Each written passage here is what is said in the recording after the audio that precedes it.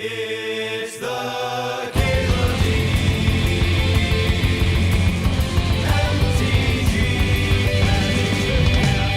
Show. Just like with our blue-red deck, there's a Court in the sideboard to bring in against control opponents. Got a couple Meddling Mages, got Teague and Ooze as Green Sun Zenith targets. Collector Oath is another Green Sun Zenith target.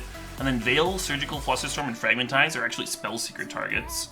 The main thing this deck is doing is firing off Spellseeker and going and getting Ephemerate, and then Ephemerate can blink the Spellseeker, and then the next Spellseeker can go get Green Sun Zenith, and then Green Sun Zenith can get Eternal Witness, which gets back the Ephemerate, and then ideally you just like have a bunch of answers to stuff in the main deck. But I kind of wish the Spellseeker could grab like Flusterstorm in the main, or Surgical in the main, or something like that.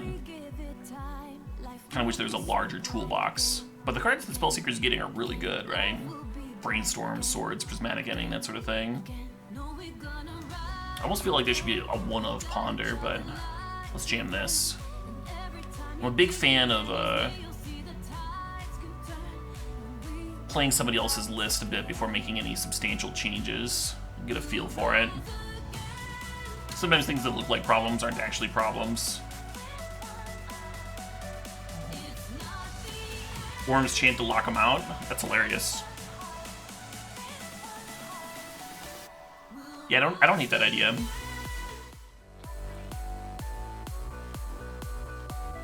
Definitely had me on the ropes. This doesn't look like a keepable opener, does it? We have like a Force of Will and nothing else going on. Maybe we don't need all these Ephemerates. If fucking,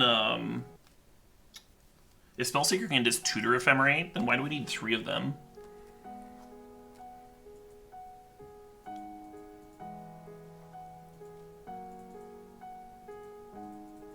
You know what I mean? It's not like the Ephemerate's pitched anything.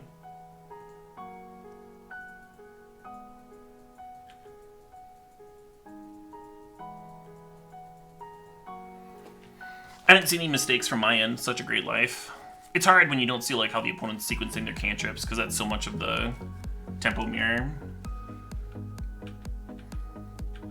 Because dirtling, but you can just use the same Ephemerate over and over.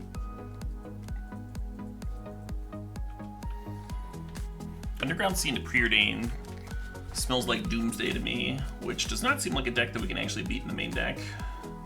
Or ever. Just fucking ever.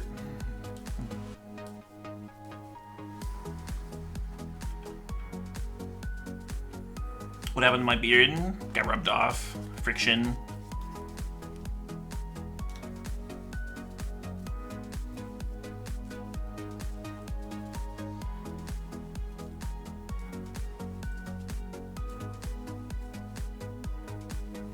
Oh, I haven't seen it yet, Hizera.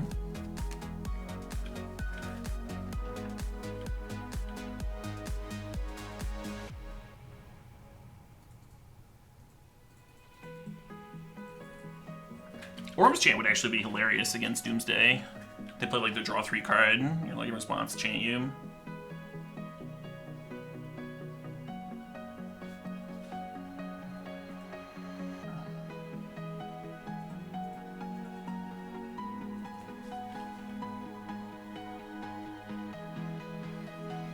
Very aggressive Force of Will here, but we can pay for days, and they're missing land drops.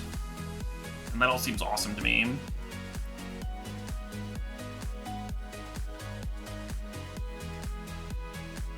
Nice.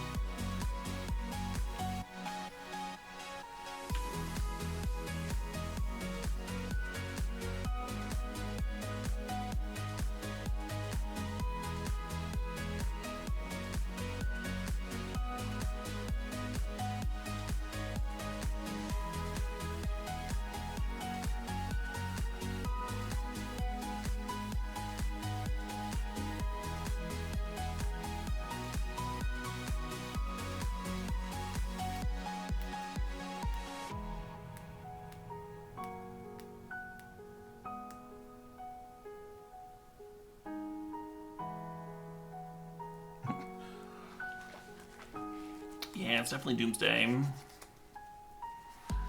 If we get to untap, then we can cast Eternal Witness, get back Force of Will. Which could play into Daze, but if we hit a land, then it won't.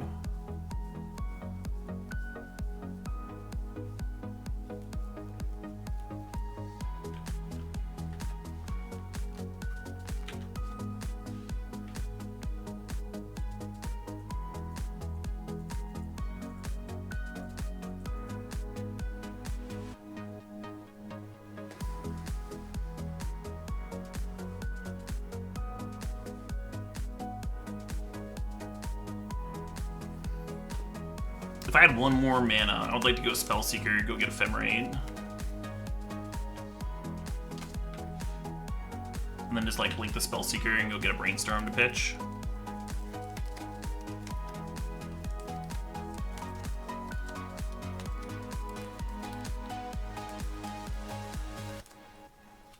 We haven't discarded our hand to do nothing.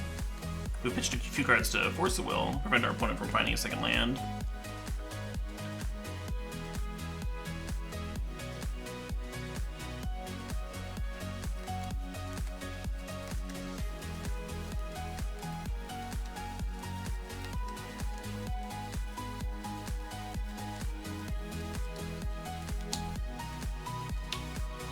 Resolve.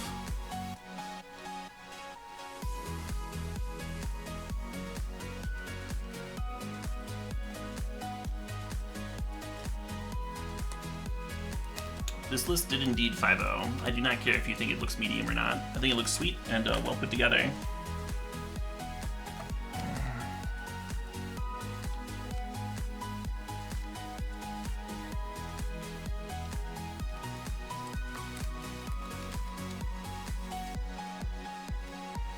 Shit.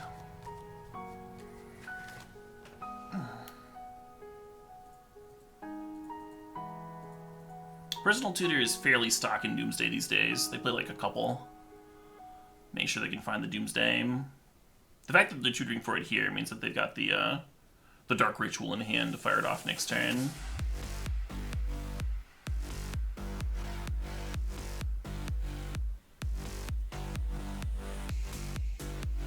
Mystical Tutor is not a legal legacy card.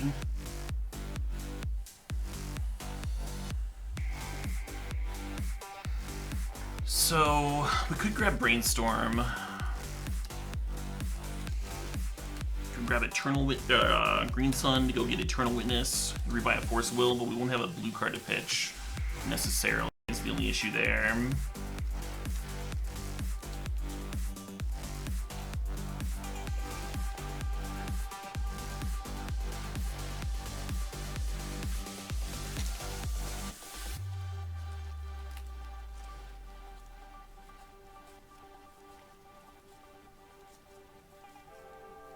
Doomsday is much more played these days than TES, yeah.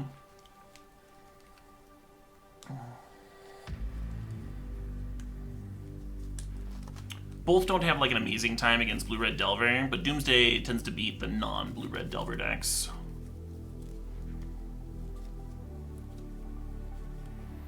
Yeah.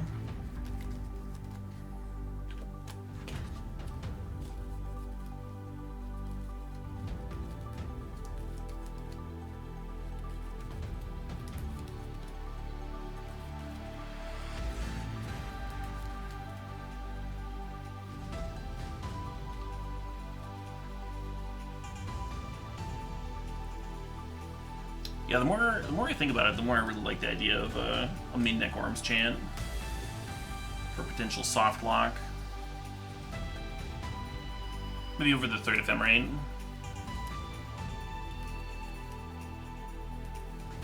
Possibly should have grabbed Ephemerate here. I'm just not sure how much mana I'm gonna have next turn, assuming I get it next turn.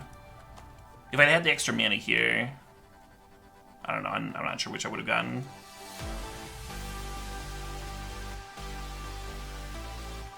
Yeah, I really like the idea of Spellseeker, get Ephemerate, blink Ephemerate, go get fucking, Green Sun Zenith, Green Sun for Eternal Witness. Just seems like infinite value. Having multiple Ephemerates in the opener was really rough, though. Especially since we have 4 swords and 4 prismatic ending in here. It's like a lot of white cards.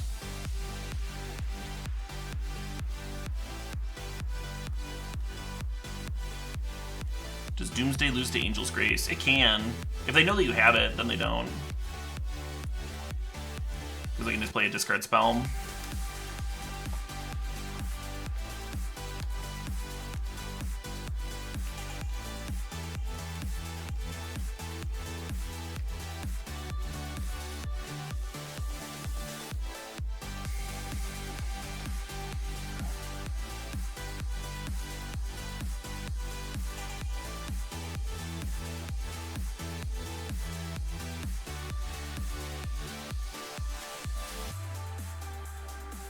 Yeah, we beat that earlier, Toad's First. I think it was with the Delver deck.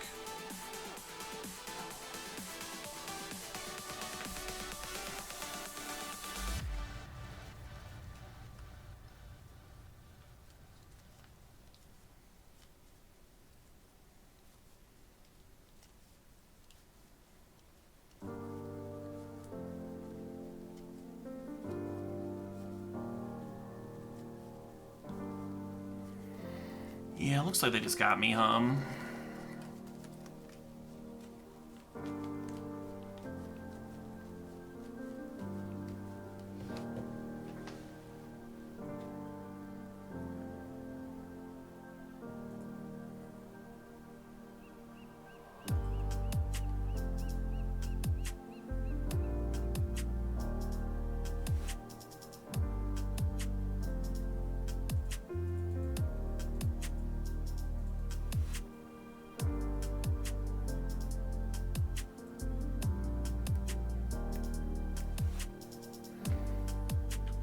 I could Ephemerate for another Brainstorm. Not a lot of blue cards, though. Not all the pitchables. I'm just holding up swords for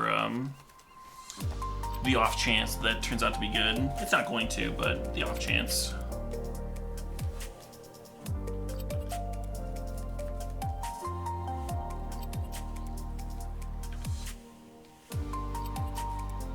Yeah, it doesn't look like it. They're going to 0 cards.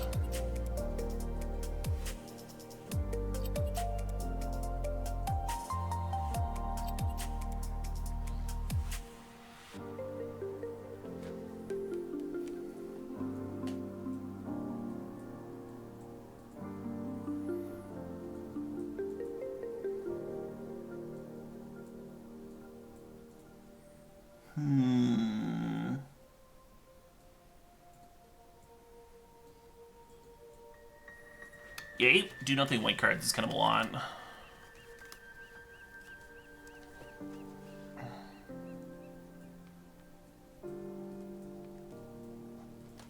Deck might need like Torpor Orb or something in the sideboard for this matchup in particular.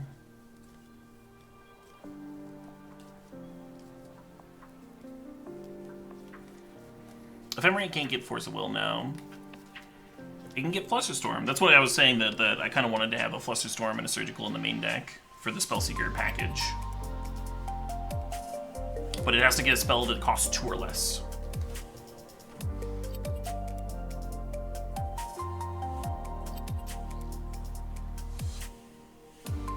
So post-board, these are going to be the cards that we can grab. Oop, don't forget Green Sun. These are going to be the cards that we can grab with the Spellseeker. These are these 6.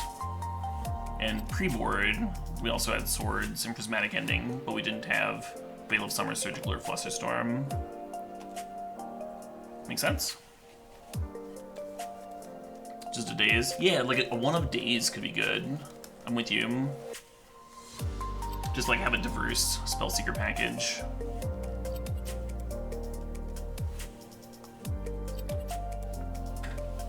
I'm gonna keep this hand. It's not amazing. No blue cards and what? Collector Roof is pretty good against their combo turns. Again, I'm just wondering what Ephemerate does if I don't have the Spellseeker, which is why I'm wondering why there's 3 of them in here. I guess it's nice to combine with Eternal Witness or Icefang Quaddle specifically. I think you could play 2.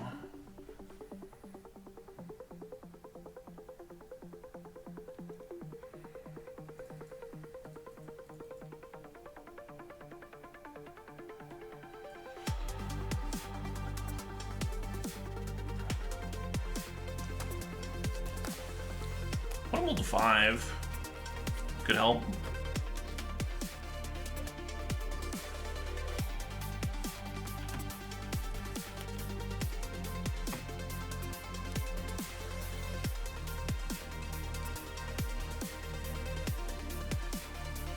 Did not care about collecting. Snapped off that Carpet of Flowers.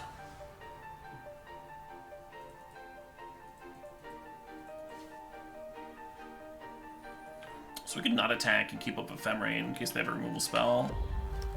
I think I just want to attack. Keep my beats in.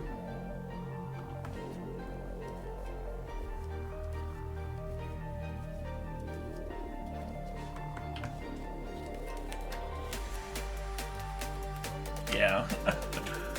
This is something that I'm not keen on. The drawing multiple Ephemerate in this specific situation. Whereas if we'd like drawn like an Orm's Chant here, that'd be pretty amazing. Or a Daze, or...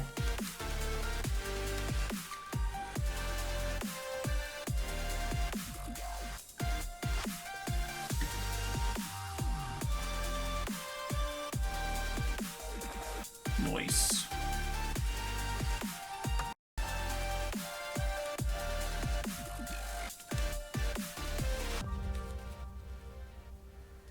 Right now the Carpet of Flowers is break even. So maybe I want to shuffle it away.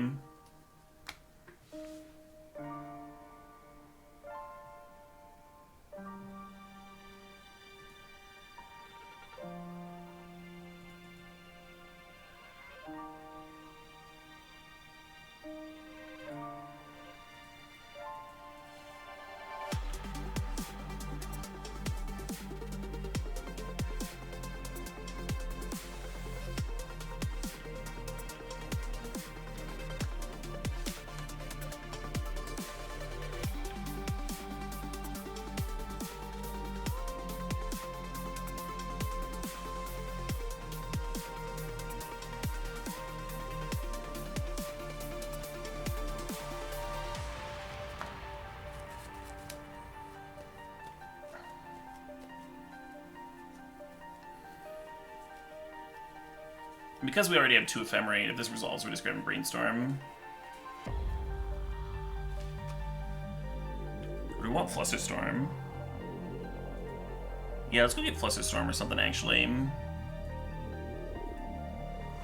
That's way better.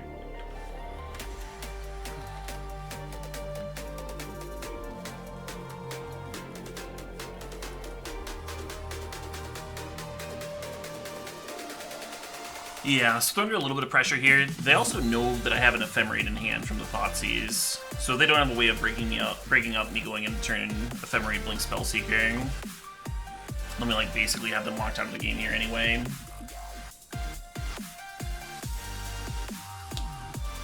Go grab Surgical, Brainstorm, Veil of Summer, all that stuff.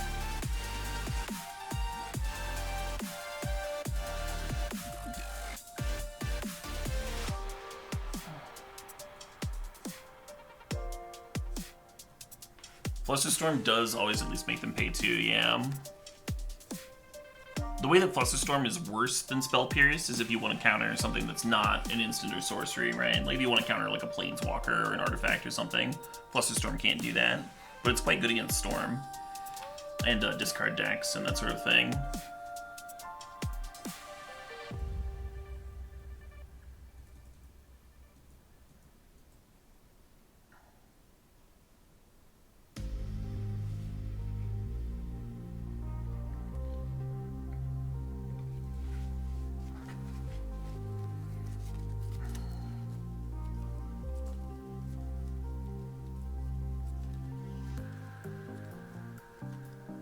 Oh shit, what up? Hey, J2 Sizzle, thanks for the sub, thanks for the 23 months there.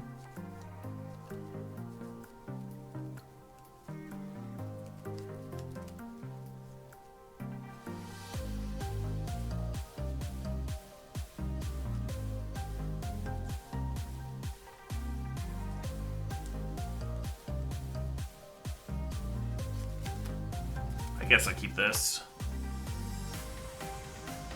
The Titanium in the opener is like kind of a brick.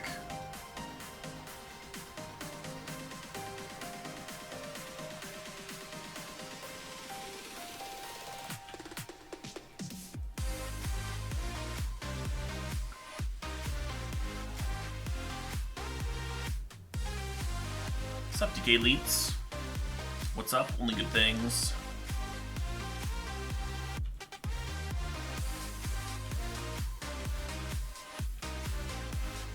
Enjoying some Legacy. Ooh. Spellseeker makes this hand a lot better, I think. We can cast it like literally next turn too.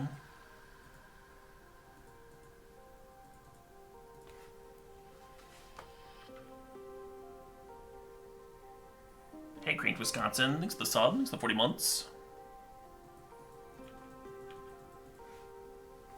The open is historic.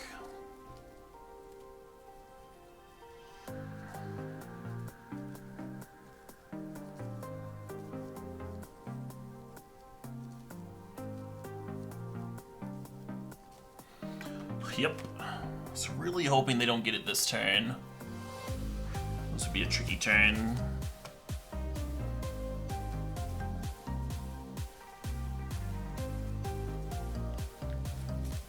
Hey, good night, DC. I'm not 100% when I'm playing the open. There's a chance that I sleep through it too. We'll see. I'll set my alarm, and if I'm like exhausted, I'll just say fuck it.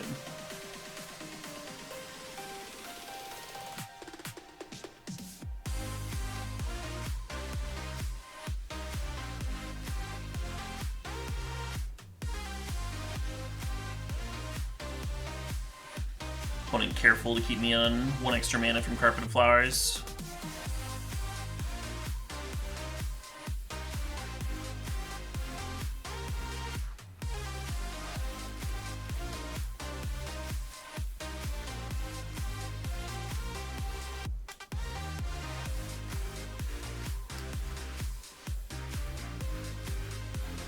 Possibly I just shouldn't even be playing this. Just pass with my mana up, and then I can like Ice Fang on the end of turn.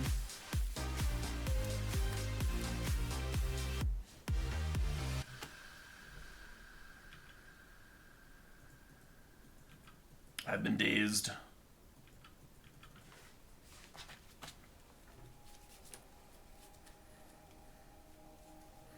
The nice thing about this hand is if they Thoughtseize me, they can't take away both my counters.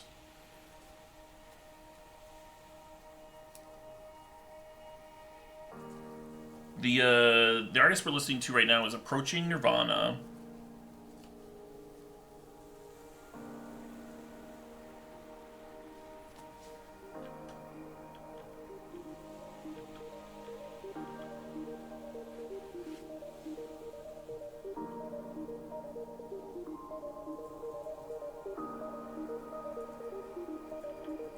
Could they take Ice Fang and force me to pitch the other? Yeah, but it still leaves me with a counter DK Knight. You understand how that would still be having a counter? Like, if their hand was Thoughtseize, Doomsday, and they needed to Thoughtseize me and take a counter to resolve their Doomsday, they would not be able to do it with the current allotment of cards that I've got here.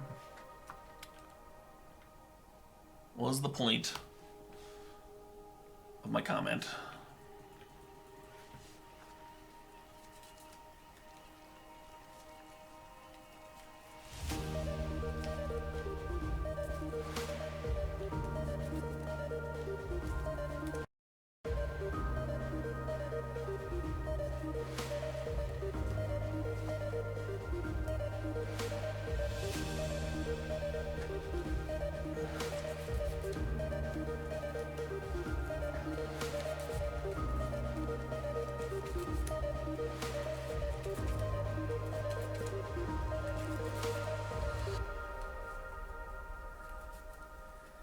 Everyone's doing this delicate dance where they don't want to put islands in play for the Carpet of Flowers, but they're also not like advancing their game plan without fetching either. Oh, there they go, off to the races.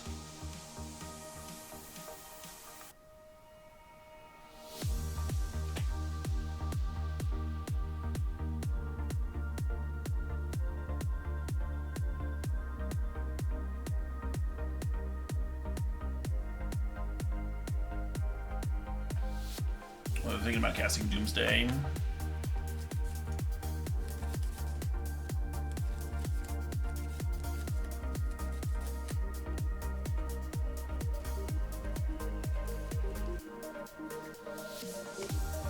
I've already played 1 days. I feel like I'm supposed to hardcast Force Negation, but maybe I'm supposed to just like pitch to Force Will here.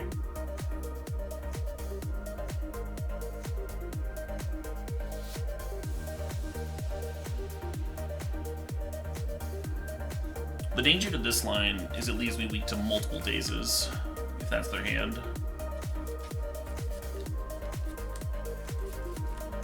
Whereas we lead on the pitching Force, and their hand is double daze, it doesn't do anything.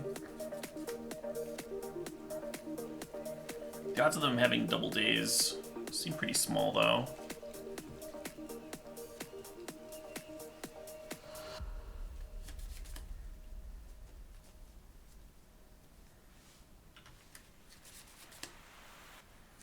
Cool. Hopefully they don't have a backup Doomsday.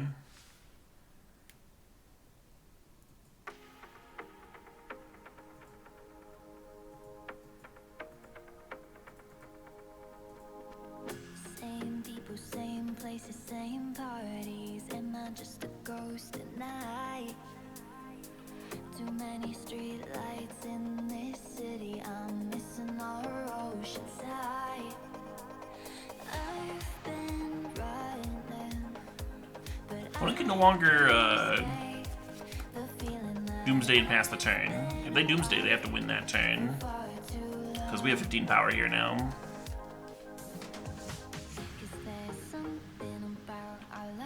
Welcome back, Jagerson.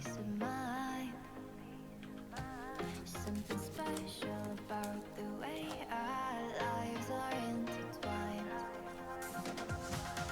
There's something about you that just Yeah. And if this Force of Will were like a Daze or a Flusterstorm or like any other card. Note that we couldn't have had 5 mana for a hardcast Force of Will. Because we got one of these lands back with the Titanium. Too bad Titania is not a blue legendary creature, huh? We could Crocus it back to have someone to pitch.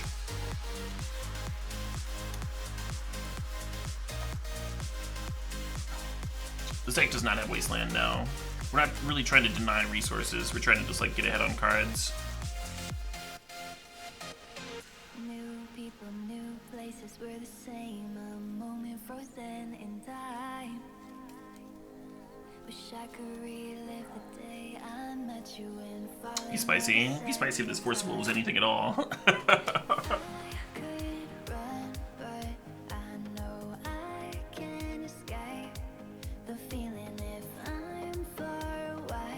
I imagine one of the last 2 cards is a cantrip to dig into it.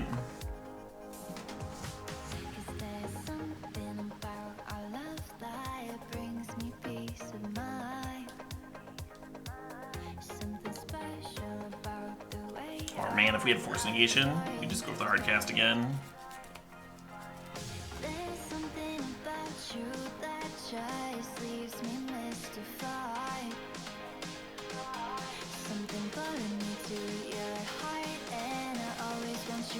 How fast can Doomsday win turns wise? Turn 1. Turn 1 land, Dark Ritual, Doomsday. And then all they need is a pair of Cyclers or a Lotus Petal plus cantrip. Whoa, is that a pass? They passing now? That's not winning.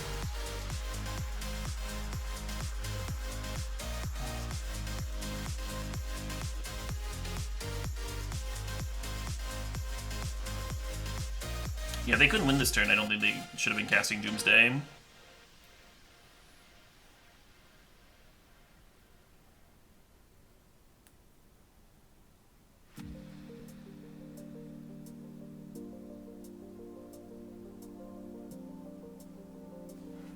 I wouldn't ban anything from Doomsday currently. The Carolina wind blows, salty smell in my nose. Close my eyes and let it lift me up. Heavy clouds are But maybe if you're banning stuff from Delver, then maybe it makes sense. looking like it's time to pack it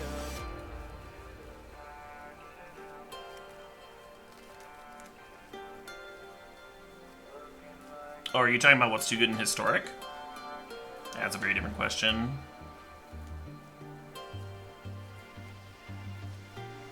Yeah, them putting the Doomsday on the stack implied to me that they like had to win that turn, and then they passed, and I was like, alright, Ted you, I guess.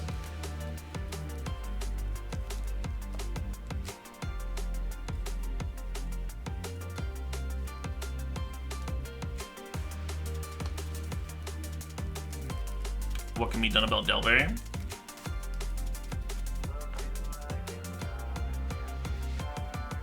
mean, there's a few different things. A few different ways that deck could be hit. Some people have talked about banning Daze, but like, I don't know. To me, Legacy, that's like one of the things that keeps Legacy apart, right? Keeps it feeling different from Modern. One of those iconic cards.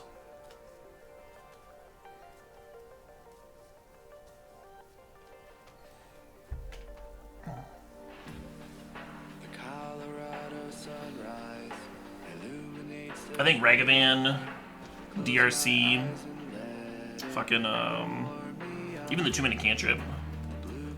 It's not really a cantrip. Those would be cards I would look at.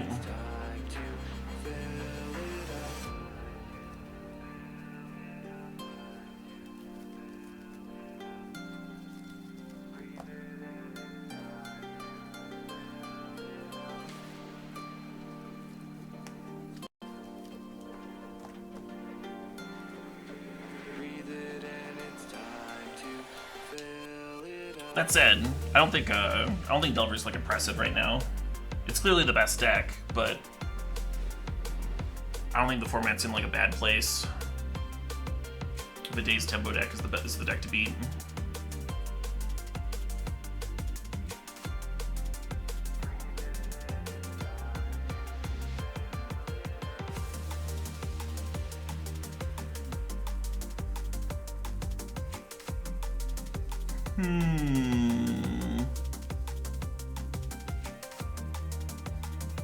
Unknown opponent.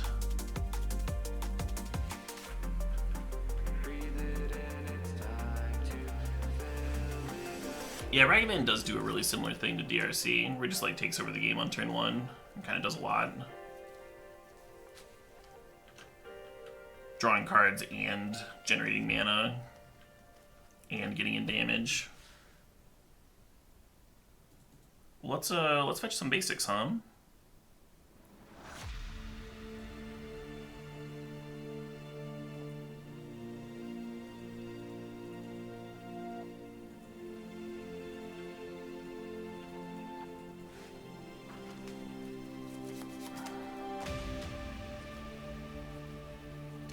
Yeah, talking about like how they're not exactly the same card, how one of them's a 1/2 instead of a 2/1 or whatever. I think you're kind of missing the point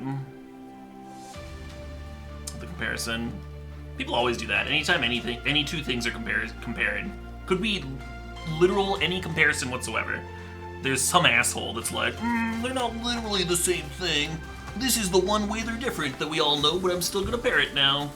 It's like, man, you are misunderstanding the purpose of comparisons. Is this what the internet is? You cannot do any of it at all, anywhere on the internet, without getting that.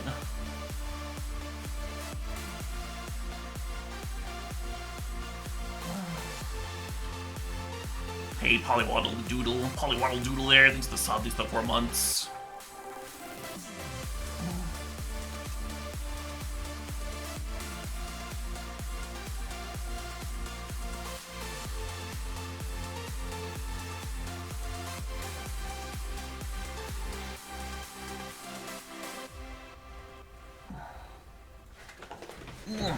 Because anyone making a comparison knows that they're not exactly, literally the same thing. Well, they're trying to make a point between similarities. And so it takes a little bit of a good faith effort on the reader, listener.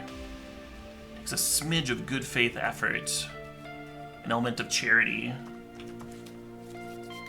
for comparisons to make sense. This wrist should import. I'm grinding my gears. I was looking forward to getting back a row here. Now we have the swords, but they've got a double mom going. That's bad news bears.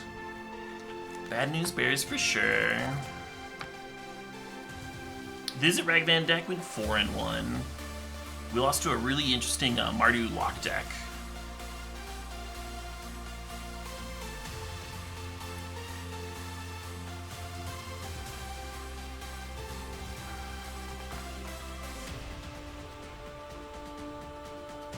Death and Taxes has been doing well, you're not wrong.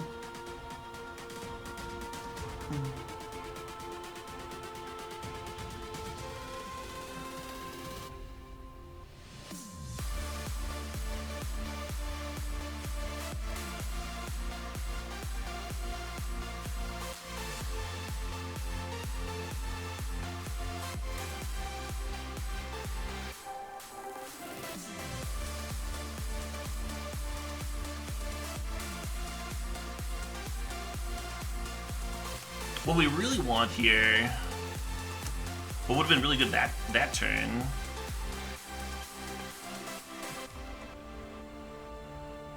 is Spellseeker while they were tapped out. And just start drawing cards.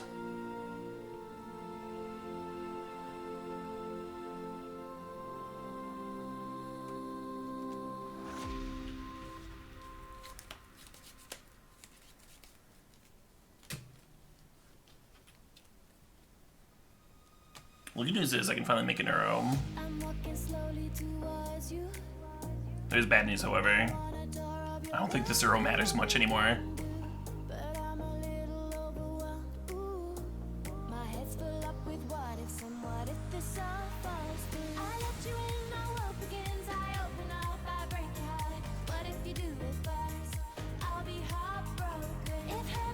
I do not have a deck chosen for the open, though.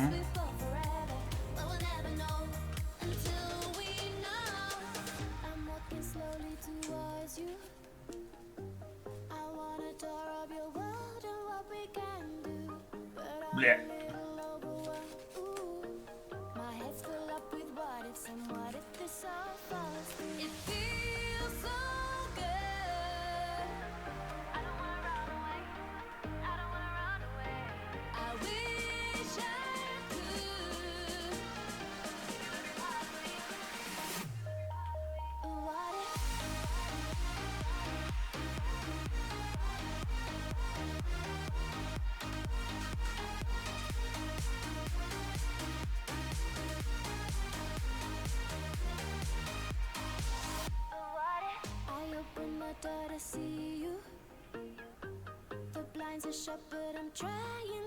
I mean, we have a very limited amount of time to find a spell seeker and start drawing cards of our own here.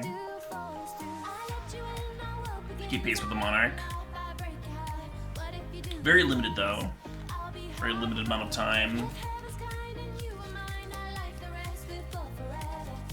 before the monarch lets them lock the old game up.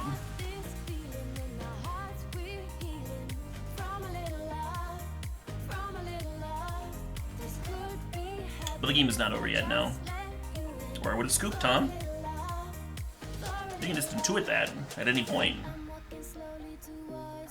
Are people still playing? Yes. Looking to blink out my fucking... Answer my noble here, too. Palace Jailer, too strong. Answering all the noble hierarchs.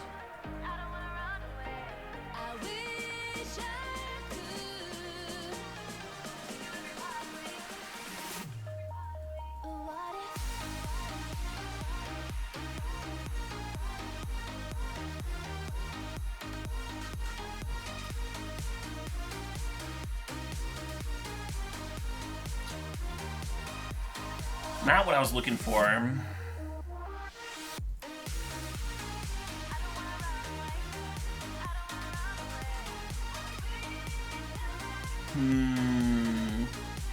think the Collector's good in this matchup. I think Force Negations are coming out. I'm just not 100% on everything that's coming in. Fragmentize? Yeah, Fragmentize and Collector seem fine. And then -2 force negations. Like, no other changes. Yeah.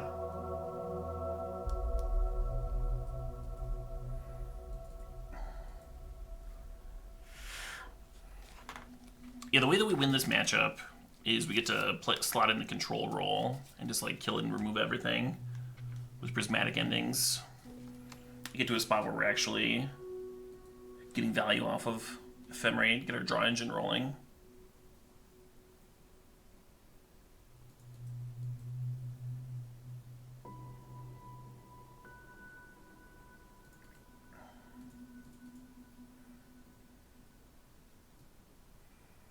One issue with grabbing the snow-covered forest here is we don't have a blue source, but I think you still do. I think you do still just grab basics against the Swords to Plowshares matchup, the Swords to Plowshares Wasteland stuff matchup. Yeah, just draw a blue source like that. Perfect. Collector Oath isn't amazing or anything like that, but it does turn off Vial, and it does turn off Equipment. So it's not the worst either. And this game actually have an answer to that, which is way better than not having an answer. We had to experience not having an answer last game. So we could Green Sun for 1 and grab Noble, get an extra point of damage in there, but I think I want to chill on it, because if I get 1 more mana, I can go get Eternal Witness, get back the swords. I think that's good.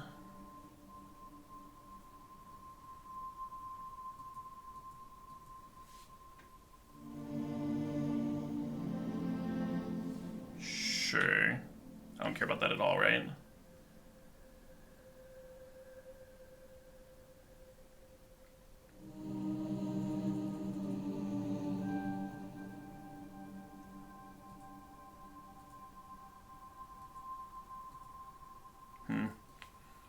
Now's when I regret. Did I just attack? Yeah, it's a serve. What was I saying? Now's when I regret not green sunning for Noble. Because now I can't actually cast this Eternal Witness. It seemed more likely that we would. Urza Saga's real interesting.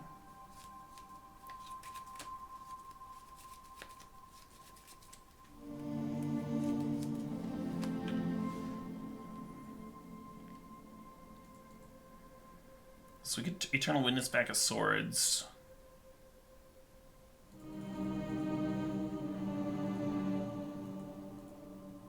I think I want to get this Saga off the board.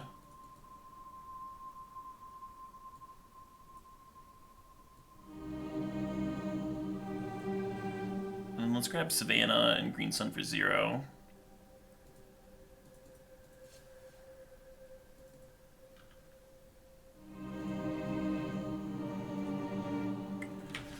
Get some fucking bodies in here.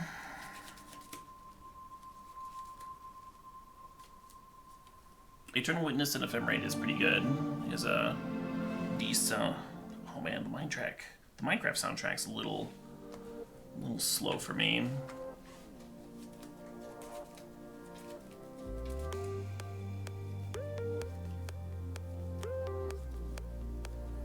It's a bummer.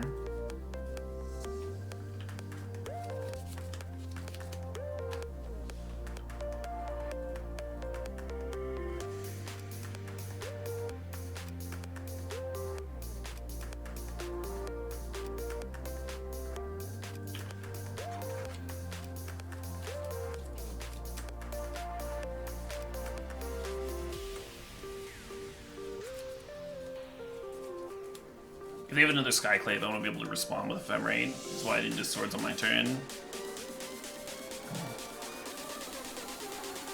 If they just declare attackers here, we can like swords the Skyclave, block the Palace Jailer, but they know they have swords in hand, so they're probably not doing that.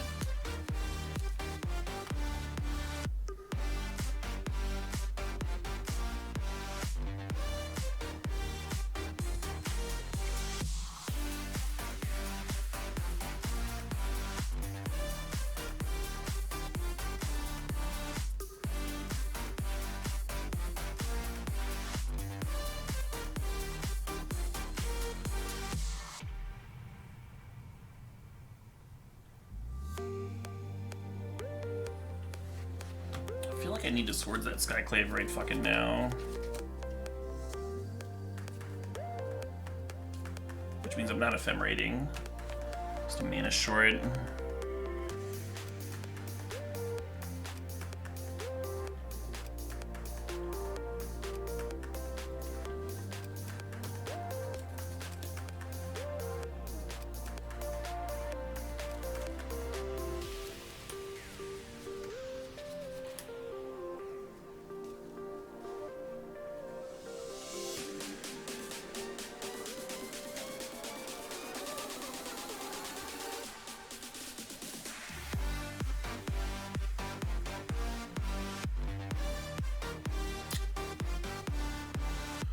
I think they're gonna spend another turn with the Monarch over there.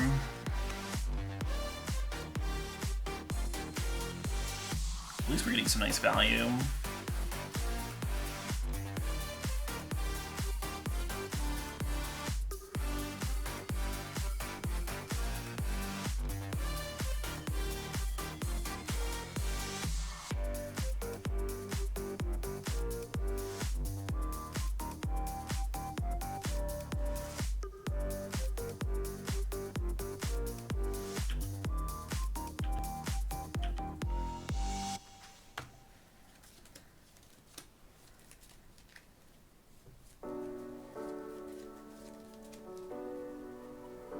Arena Open is in Historic.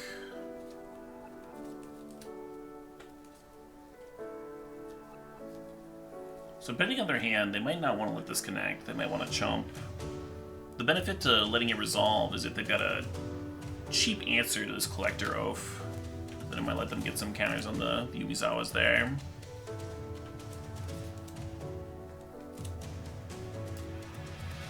We're not hitting Jailer. Why would... With what? What do you want to hit the Jailer with? With swords? Well, we swords to another creature. Why wouldn't they just sword? Why wouldn't they just exile them? Why wouldn't they just equip that other creature? How does your line actually beat what you think it beats?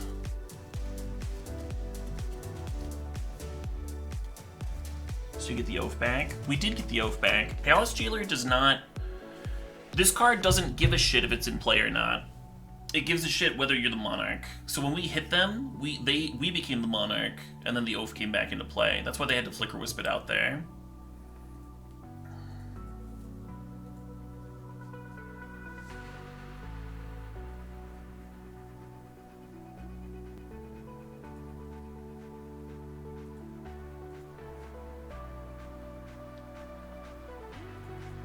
That's nice.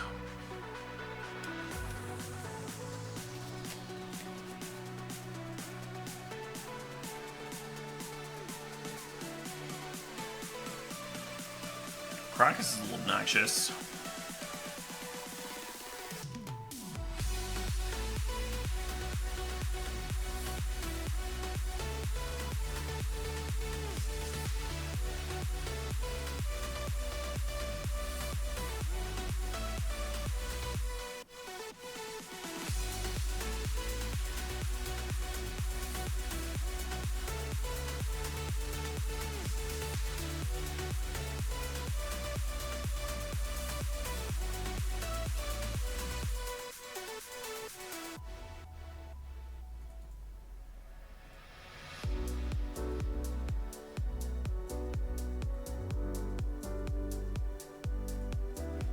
I guess the reason to play 3 Ephemerates is if I wanted to like go get another Ephemerate here. I feel like I don't though. I feel like I either want Fragmentize or a Swords to Plowshares for the Flicker Wisp.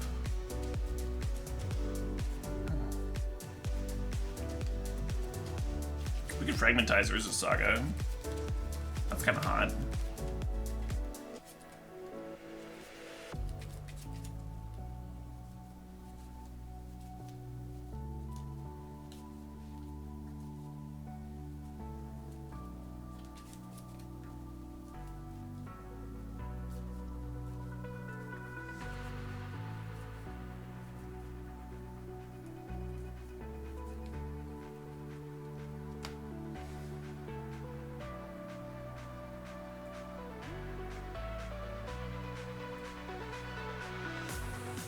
Fuck, huh?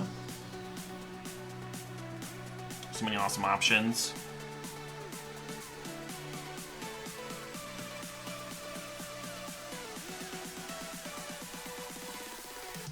My board feels very vulnerable, very reliant on the collector, kind of regardless of what we do here.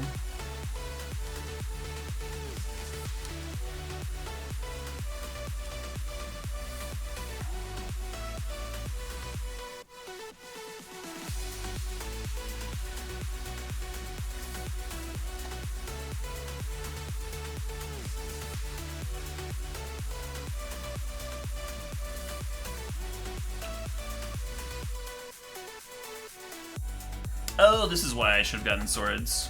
Because I'm letting them get their monarch back. Silly meme.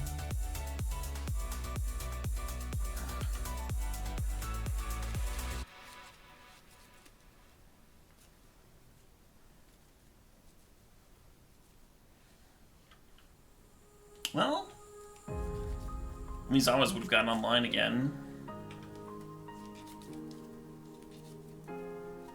That's kind of real.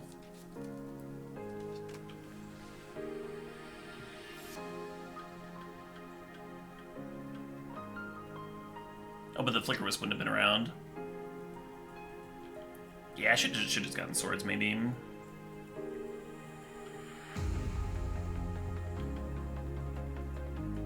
I don't know why I brain farted on that. I guess if they Skyclave the Collector, then the Umizawa's is turned on though, and then they get to kill the Spellseeker. But I would still have the Monarchy. The Monarchy kind of matters a lot here. I was like not gonna play this Ephemerate. I might want to attack with the Collector.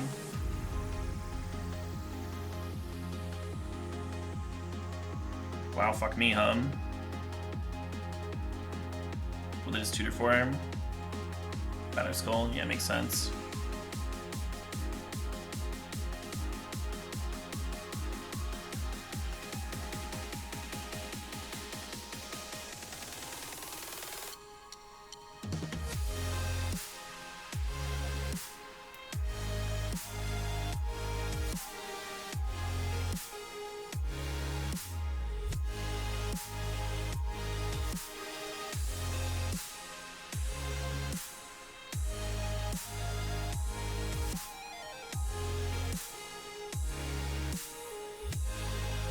I should have tutored for a Savannah, huh? Would have been a smidge better here.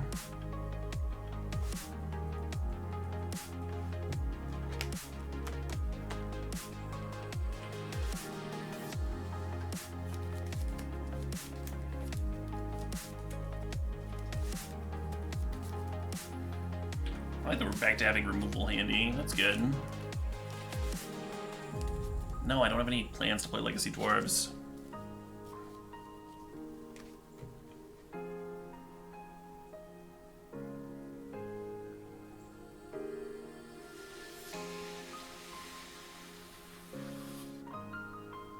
Okay.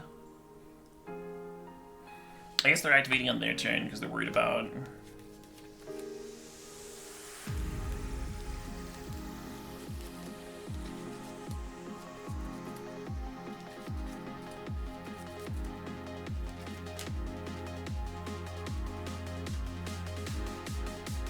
Vendilion clicks and such.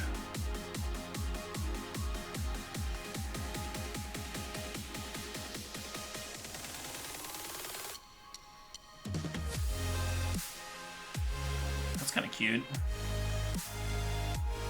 They tap me out though, and I think I want to play multiple removal spells this turn.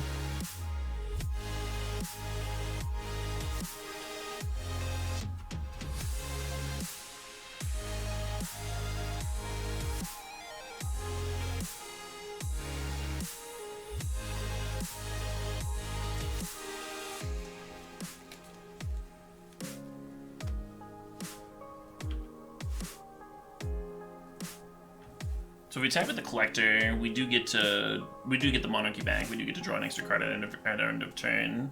The issue though is then they can bounce Battle Skull back to their hand and stuff. Then I'll have to like deal with that.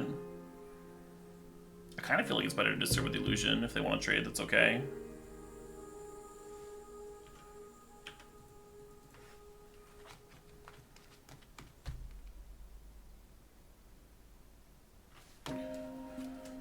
Could be super wrong. Could just be the most wrong ever.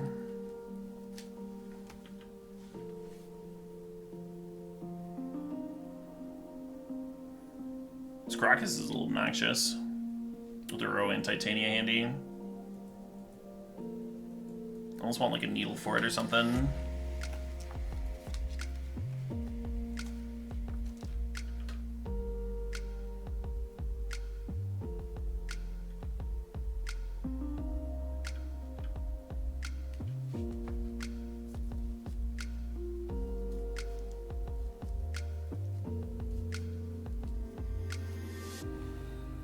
Yeah.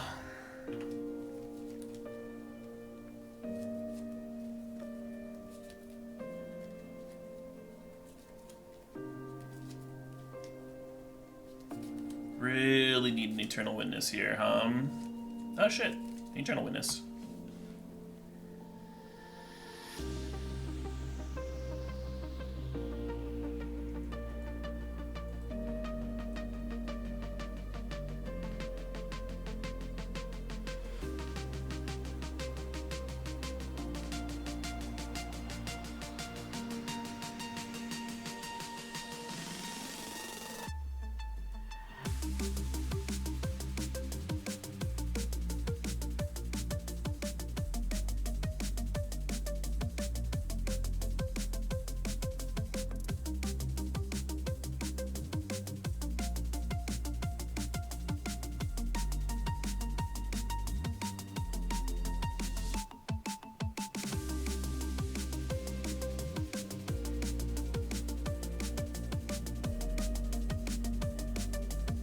Fuck.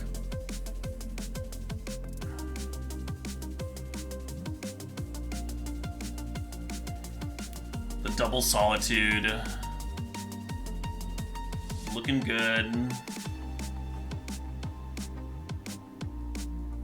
That was my last Eternal Witness too.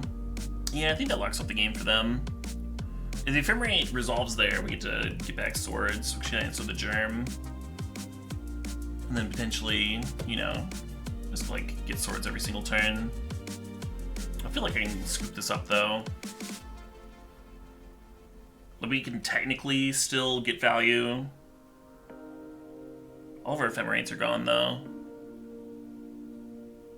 So we could do all like a brainstorm and have that answer germ, but I think they just win from here. Eventually Yorian will reset the Battle Skull and the Cauldron here anyway.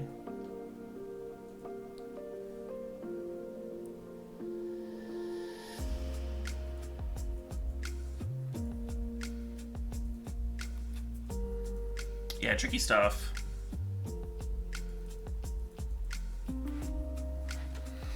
We certainly have tools to interact with in that matchup, but I don't know. Might just be a rougher one. Crocus lining up really well against Uro and Titania felt bad. I kind of just wanted more Eternal Witnesses. I guess Titania did win me that game against Doomsday though. Just by being all the power in the world.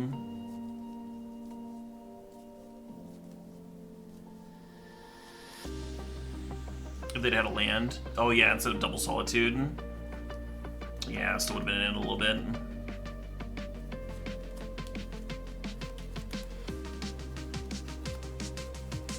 Nice little 1K, that's awesome. Glad you had fun with the shamans.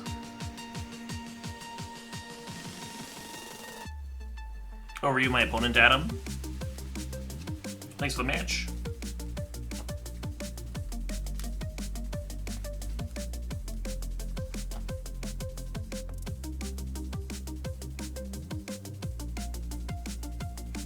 How'd you miss board? I'm just a little curious.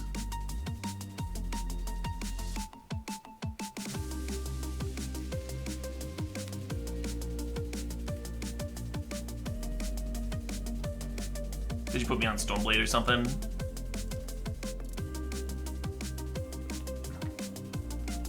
I don't think you really saw Spell Seekers in game 1. It was just like nobles and stuff, right?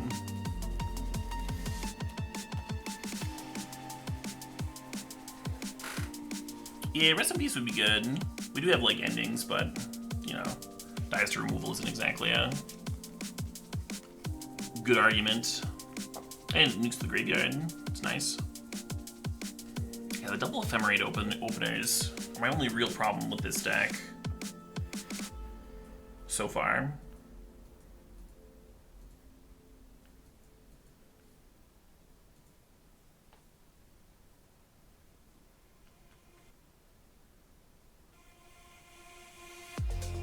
What's Court for?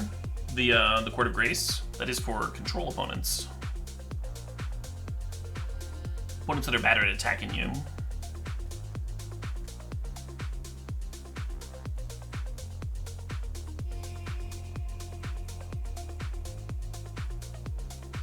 Opponent's also on 5.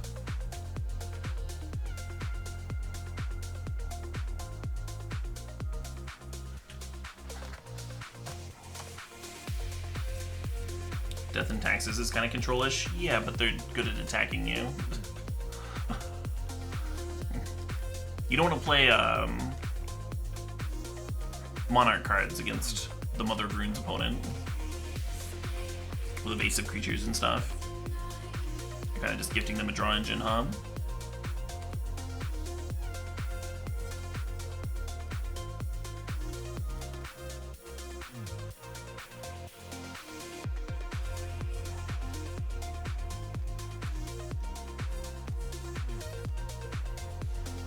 Yay, more lands, yay.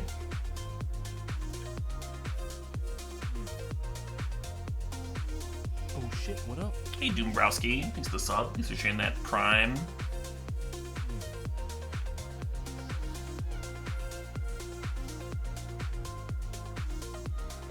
Kinda looks like we're facing Jeskai Ragavan here.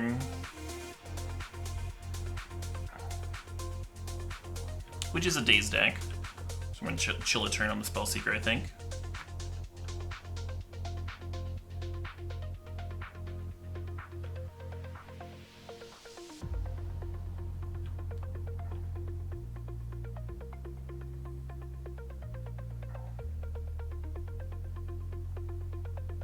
I give a card that is a Saga.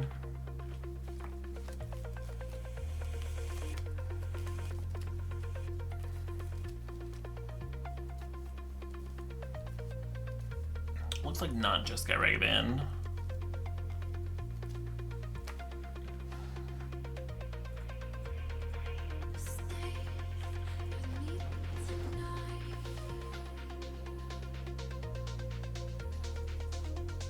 So we could just snap ending the Retrofitter, which I kind of like.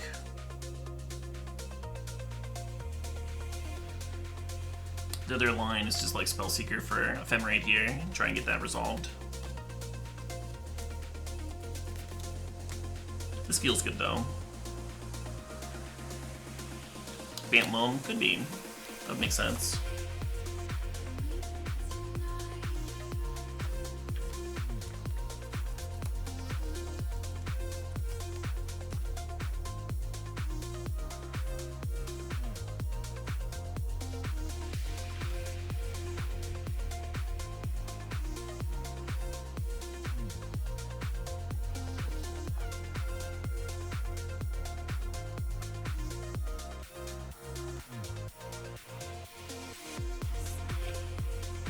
It was this moment that I noticed my opponent was playing Yorion.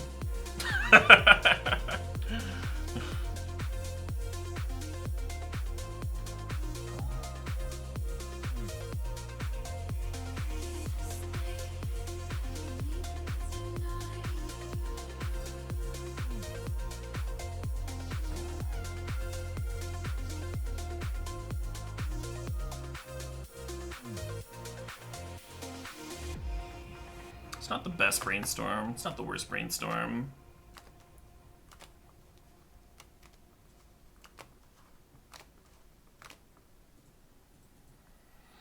Shuffle these white cards away.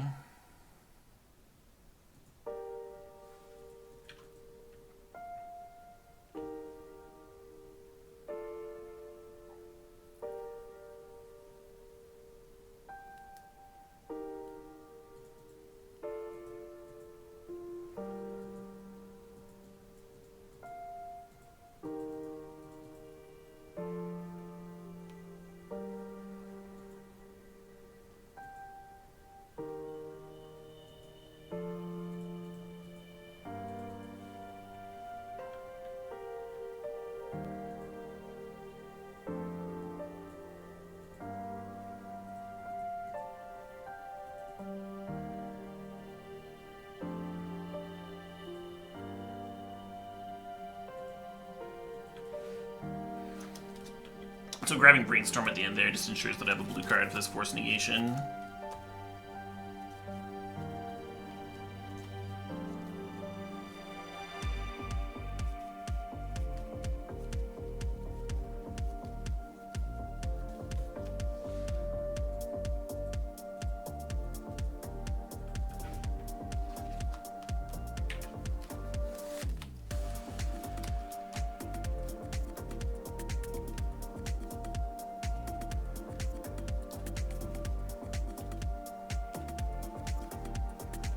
Yeah, double Ephemerate does fizzle. That's a good point.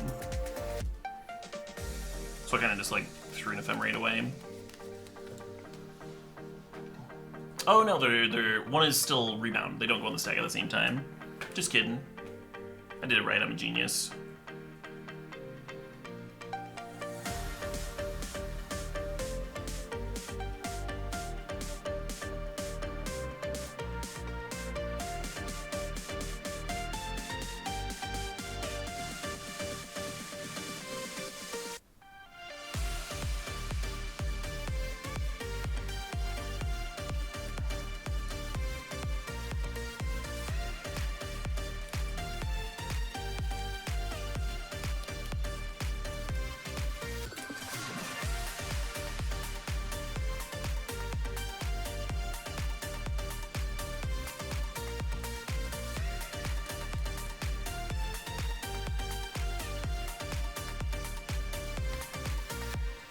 Wish I knew what I was drawing here.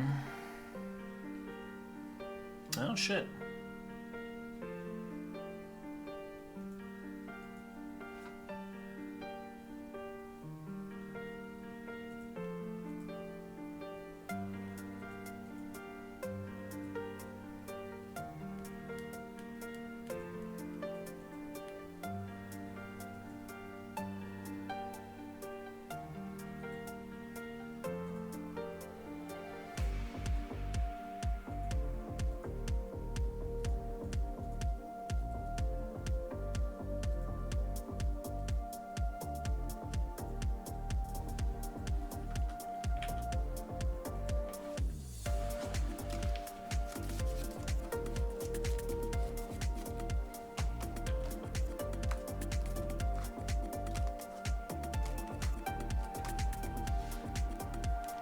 How good is that? It's kind of good.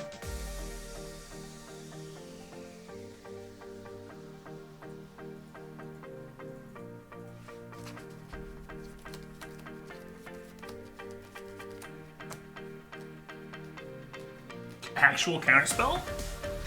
The actual factual?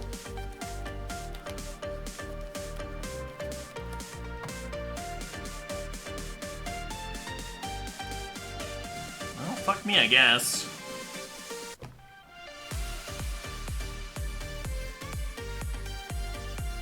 Should I not blink Eternal Witness then? Should I blink the Spellseeker instead?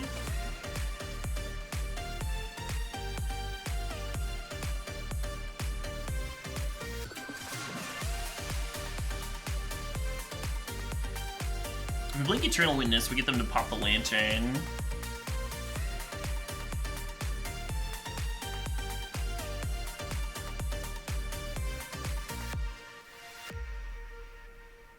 I don't know how stoked I am about that, though. This is my last Ephemerate. How much do I want them to get them to pop the Lantern? I guess it's making my Titania kind of bad. We do not have Oath in the main deck now.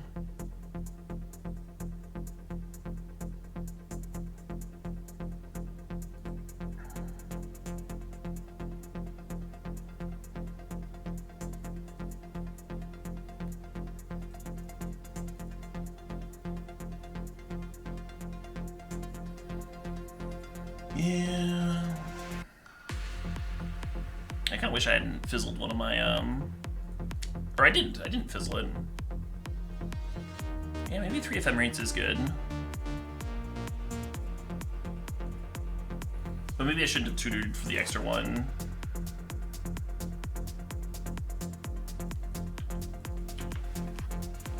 Left it in the deck for like just such a situation.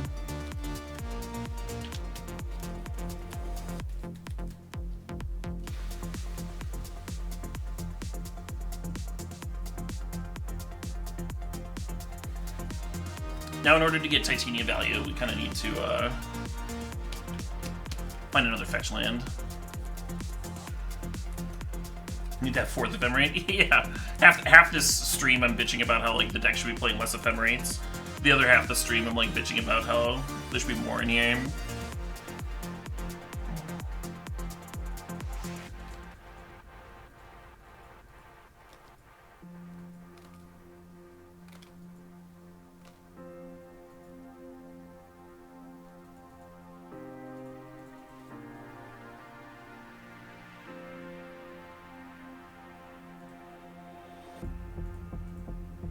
Ooh, not that one. Yeah, you want to fetch before you play the Titania, because you want the Titania to have something to rebuy.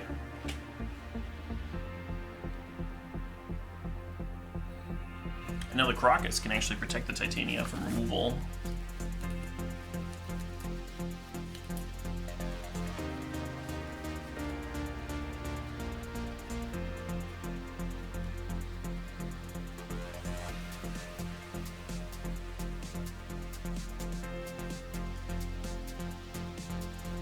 This deck's really cool. It might be too hard for me. This deck might be officially too difficult for me. There were a lot of lines in there, right? When I was messing around with Ephemerate, Eternal Witness, Spellseeker. And I don't think my line was terrible, but there's probably something better. Hey, good night, Kaiser Mom. Kind of played earlier in the stream. Yeah, right? I thought, I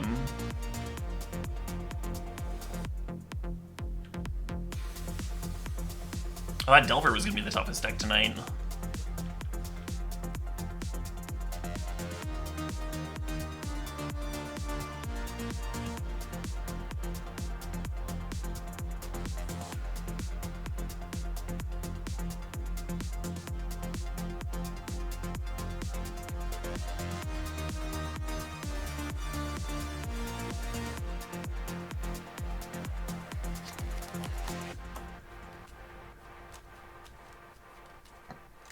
I guess I bounce it.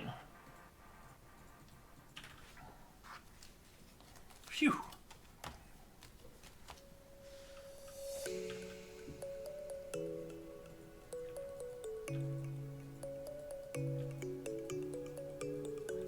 They're not exactly.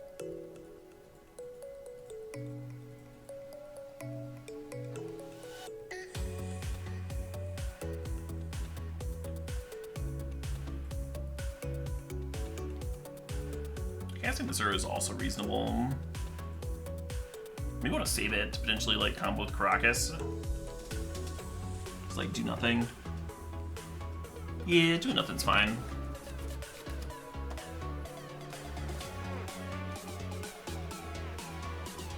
One kind of needs a sweeper here,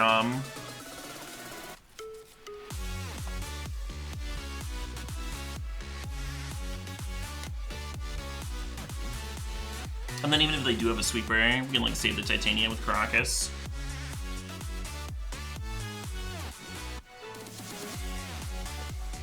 Yep.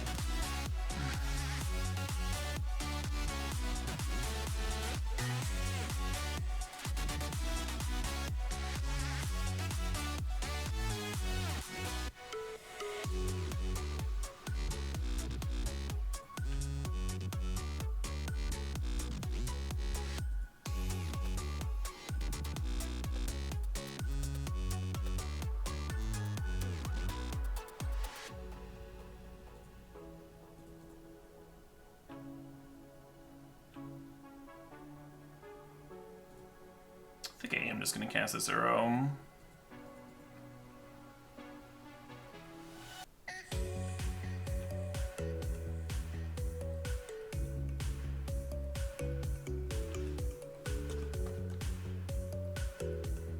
Why would I fetch pre-Titania? Because Titania comes into play ability.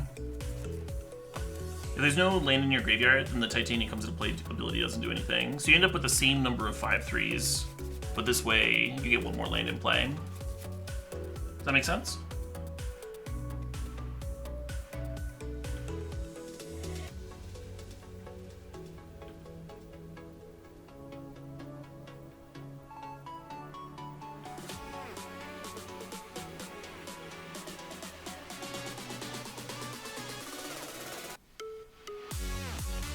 Kinda looks like they're gonna play an Ice Fang to block me here.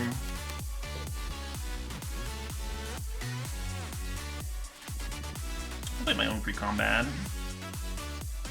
Not the worst. In case we draw a Force of Will.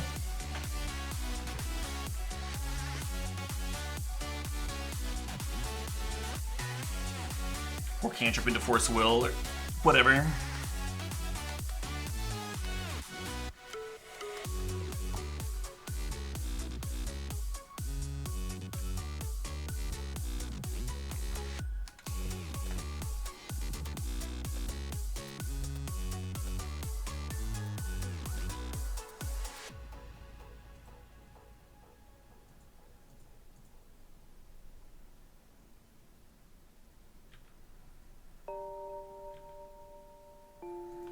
Ooh, but now we don't have Crocus up if I wanted to replay the Titania. Maybe I don't replay it. Maybe I just pass.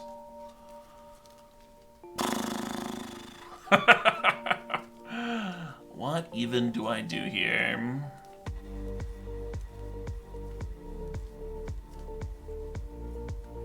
You see how playing this Titania would make me a little bit weak to another Terminus?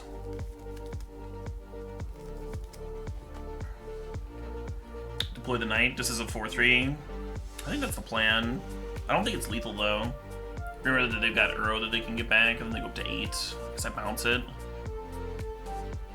But then still they would only need one more blocker for removal spell.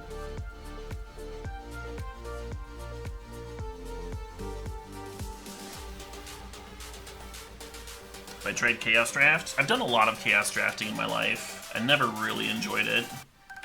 So I think I'm gonna skip this season.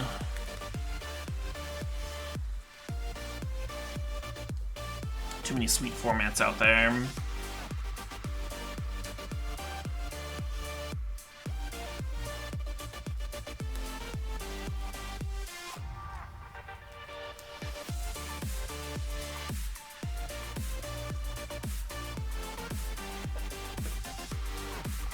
I don't know if high variance is even the word I would use. The fucking, the cards just don't work with each other.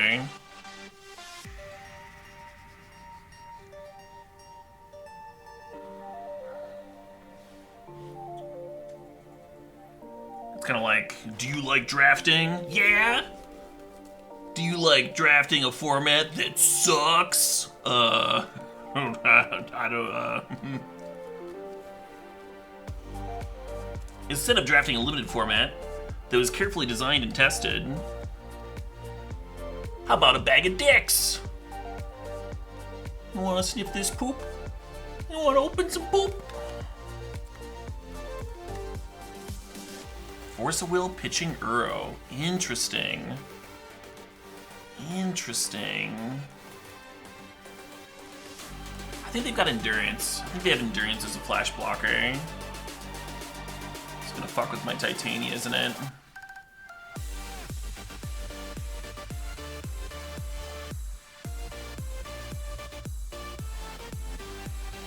I guess they need something else besides Endurance, though.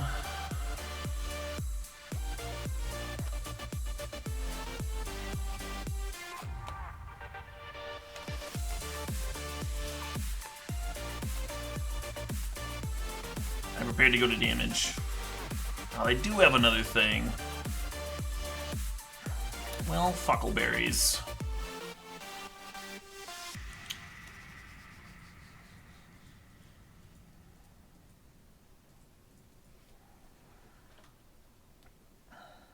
And another Force of Will?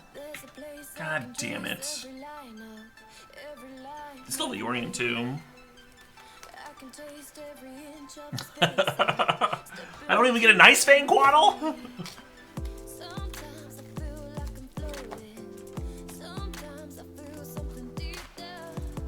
Jealous of my opponent's graveyard. I wish I had a graveyard.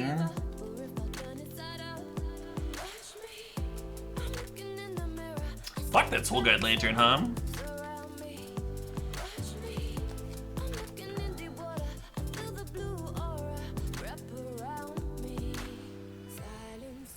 Yeah, I think this is the spot where, like, if I just never played my own Uro, I would have a draw engine with this Caracas, and I'd be able to, like, do stuff. And instead I'm just like bouncing my opponent's Uro and not drawing two. Hey, 2 cards a turn. Alright, gonna hold priority. That's why you play 2 Uros, I guess. So when you throw one of them away for no reason.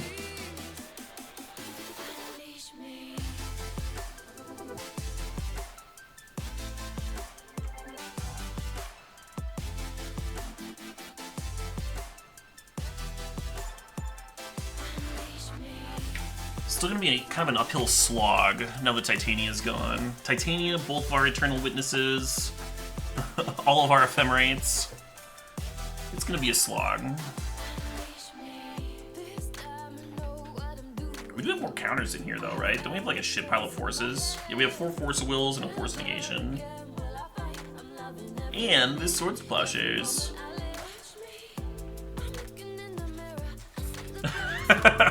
I don't think there's gonna be much of a mirror match with this deck, this Spellseeker deck.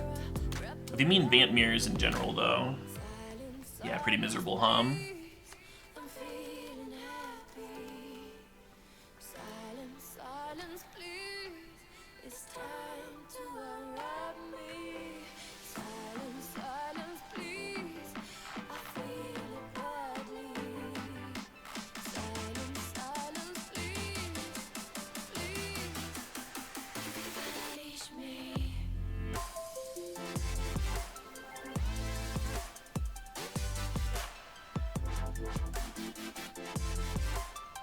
It's actually not bad. I'm gonna Brainstorm before I attack, though.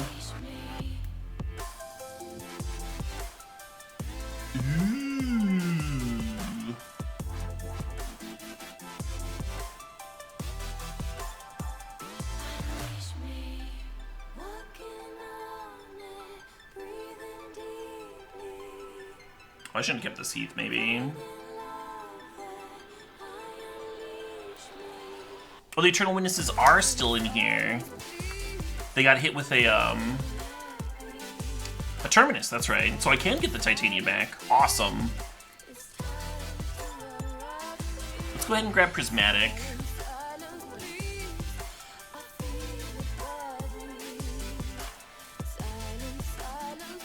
White, green, blue.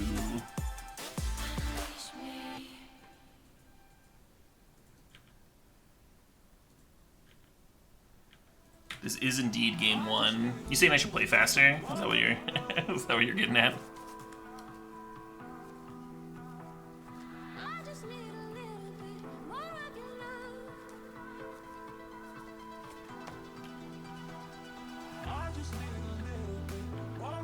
Fairy is obnoxious versus Rebound, you're not wrong. Correct, Schmitty.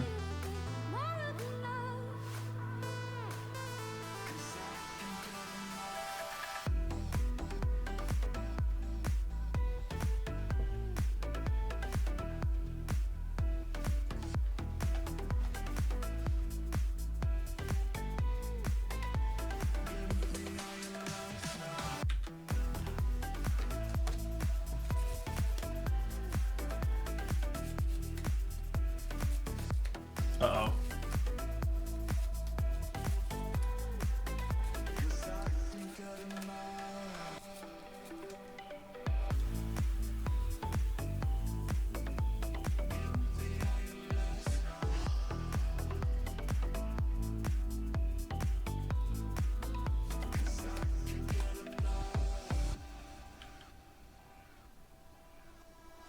I just need a little bit more of your love. I just need a little bit more of your love. I just need a little bit more of your love. I just need a little bit more of your love. I just need a little bit more of your love. I just need a little bit more of your love.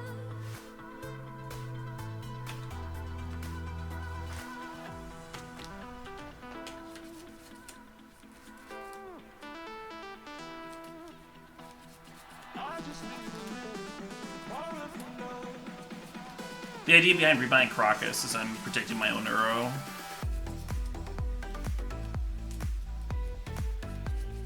Making sure I keep a draw engine down.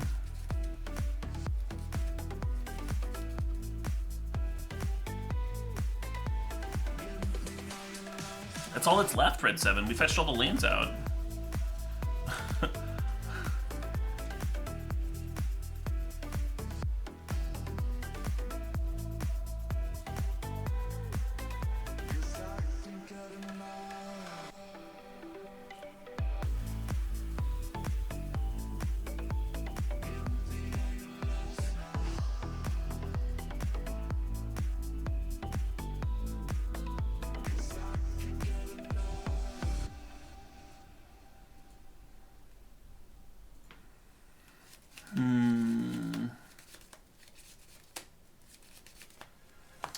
I'm just supposed to rebuy Uro here. We can do some neat tricks, but...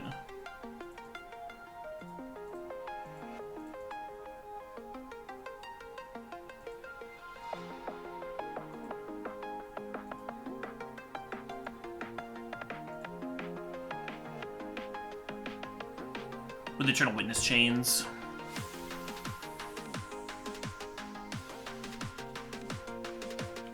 This seems like good value. We do have the Crocus protection.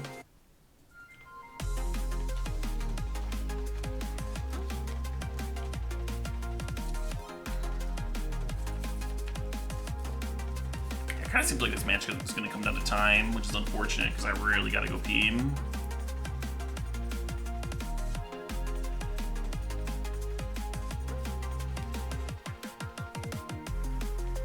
I can do it in between games.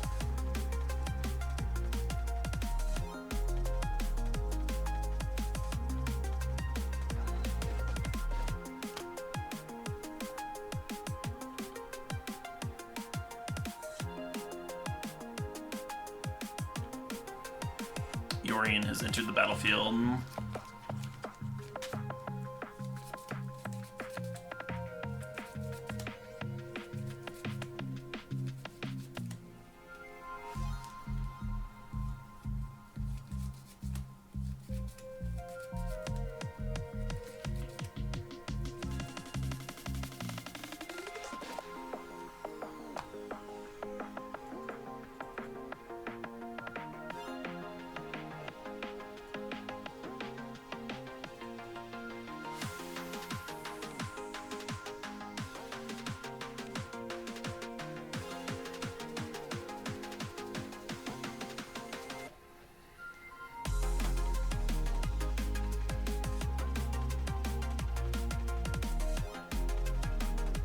God, there's so many fucking swords left.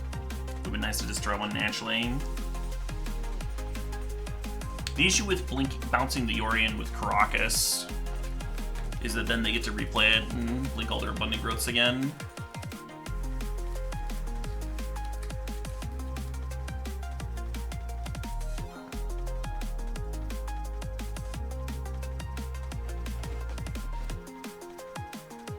I can answer the Yorion next turn. Let's just do this shit.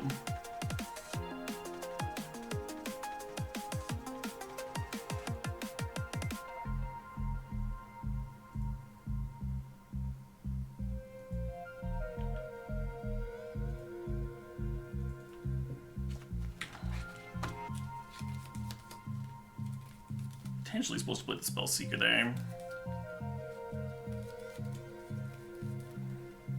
I agree, this game is the worst, to put it mildly. What's up, Bant Mirrors go?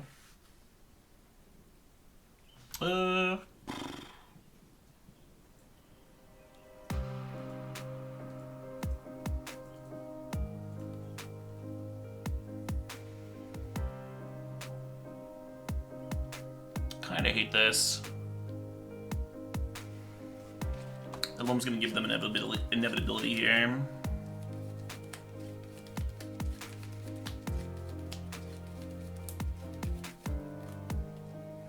It would be difficult to play Legacy on Arena, wouldn't it?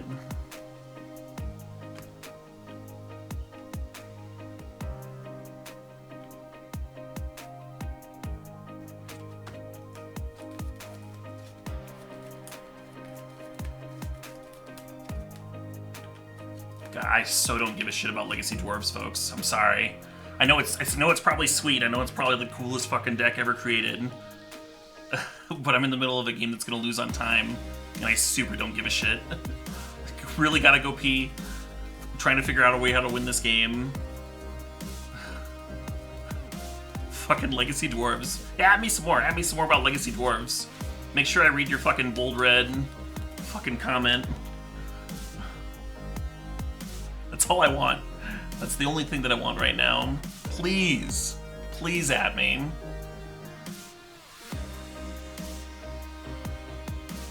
Yeah, I'm gonna do this. Even though it's obnoxious, even though they get all that value back.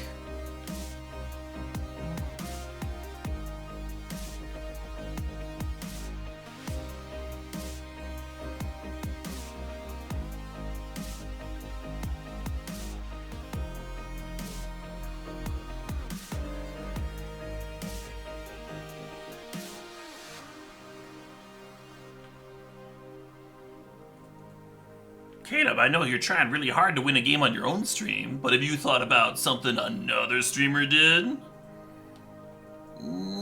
That's really cool, folks. A little busy here.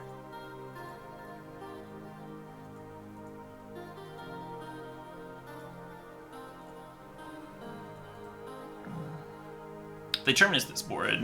The Eternal Witness can get back Titania.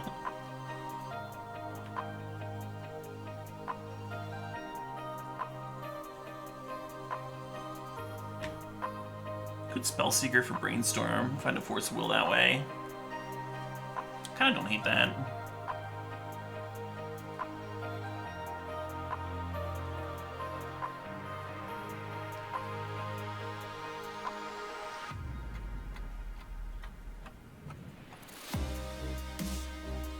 Oh, I cannot Spellseeker for Brainstorm, and now I don't have Force Negation up. I'm a big dum-dum. Fuck. Oh well.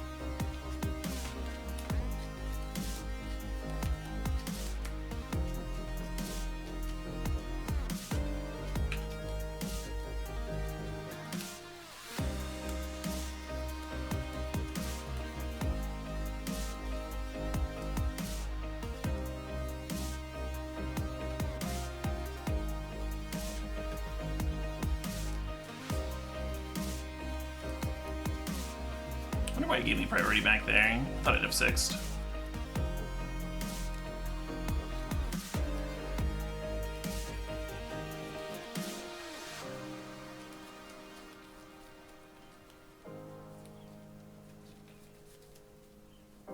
Deck is neat. Deck is certainly neat.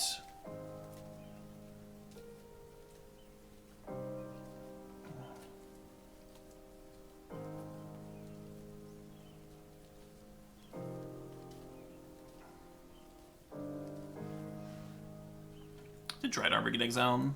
It did. Mostly just evening up the clock here a little bit. Let them blink out all their shit. Reattach it all.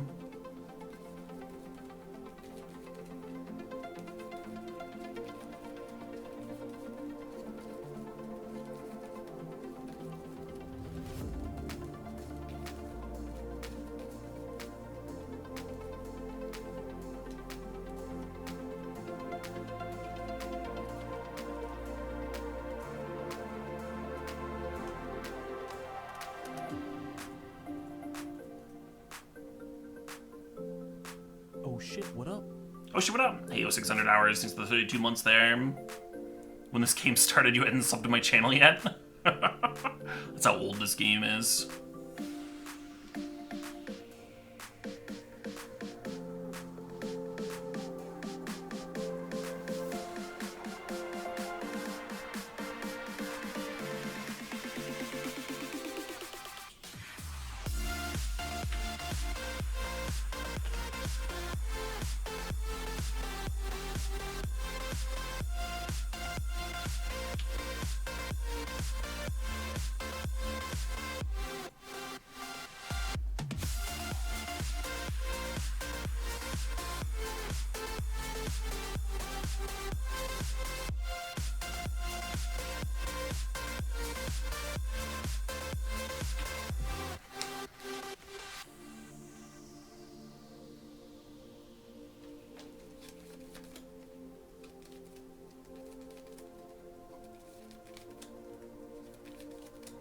up on clock. I'm down on clock. They've got 9 minutes to my almost 7.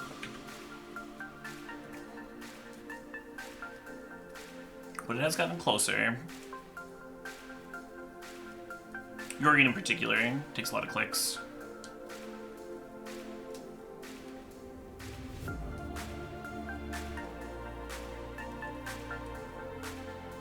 Our turns with like Ephemerate and a lot of stuff to do. Took a lot of time.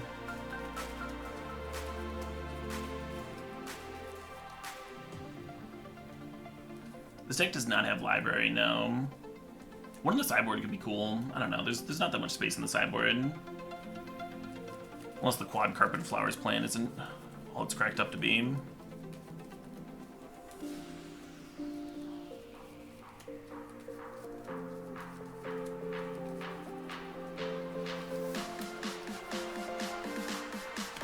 Do I get to fucking win this game?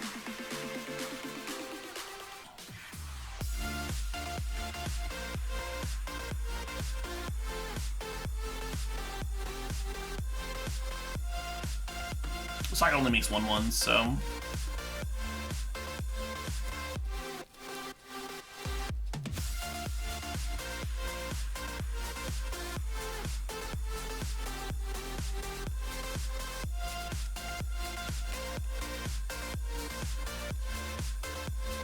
Nice. So now they have to win a game with 8 minutes? Could be either one. Could be game 2 or game 3. I have to go to the bathroom real bad. I'm gonna fucking sprint. Couple of these. One of this. Flusterstorm maybe. Veil maybe. I don't want to bring in the Carpet of Flowers because they're not attacking my mana base. And that might just be too much air. I like the Knight of Autumn for blowing up Saga itself.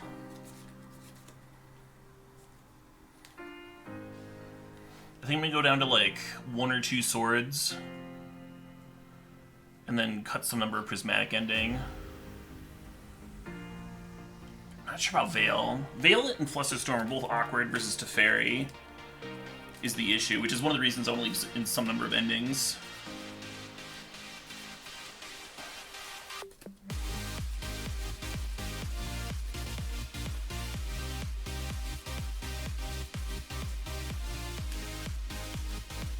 This kind of looks okay.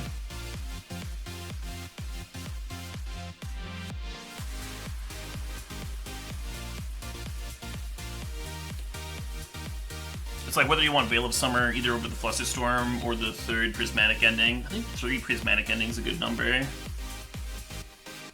These are Uro battles. Also, it's Teferi. It's pretty important.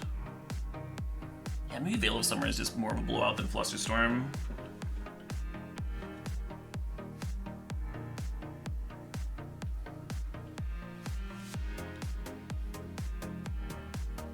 Opponent burning clock. Deciding whether to play or draw.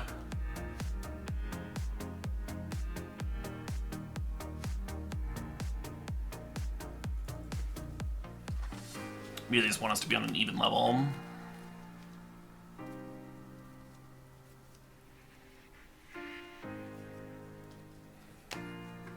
I think I'll keep it.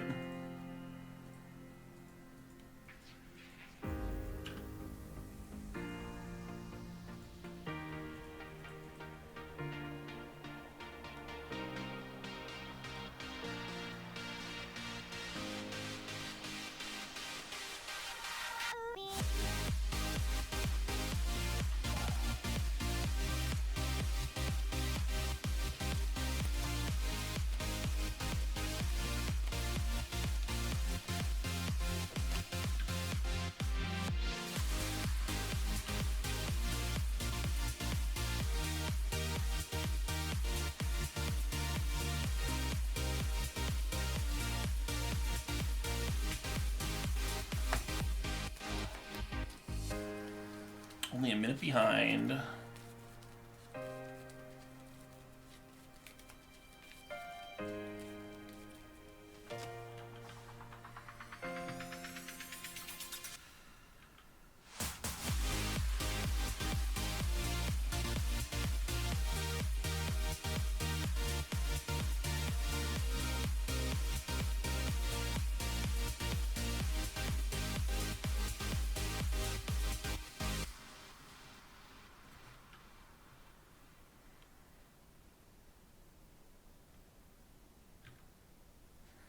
Just dirtling with Ephemerate nonsense to bait out Disruption is maybe a better line than playing the court here.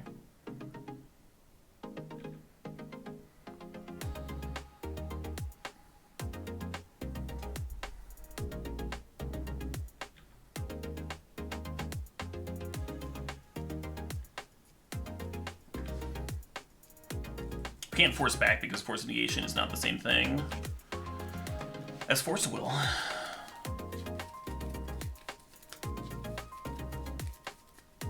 Shit.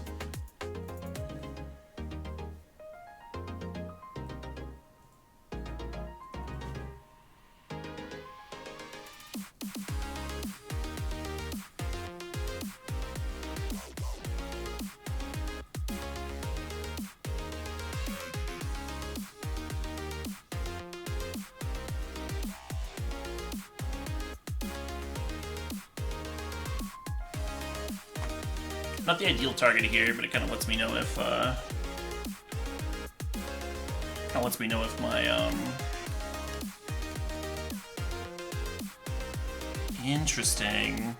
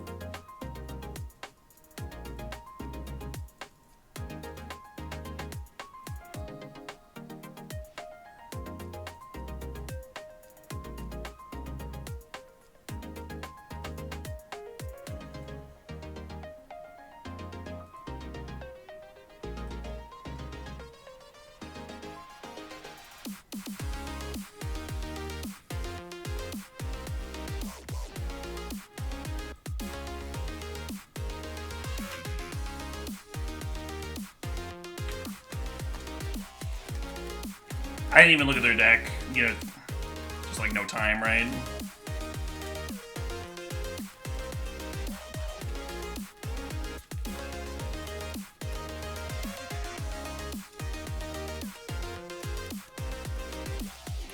Yeah.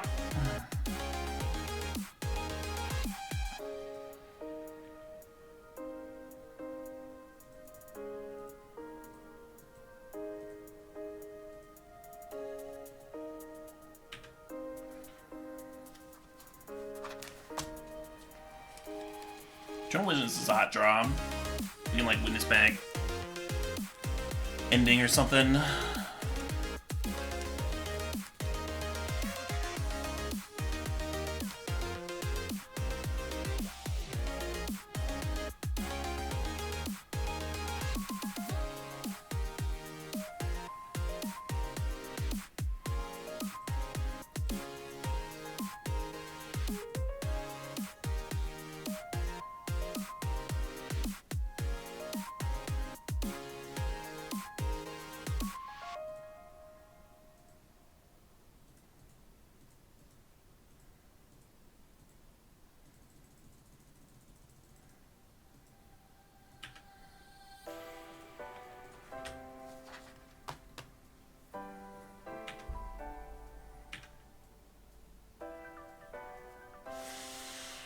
Possibly shouldn't have even answered the Uro. Just like give them more to dirtle with.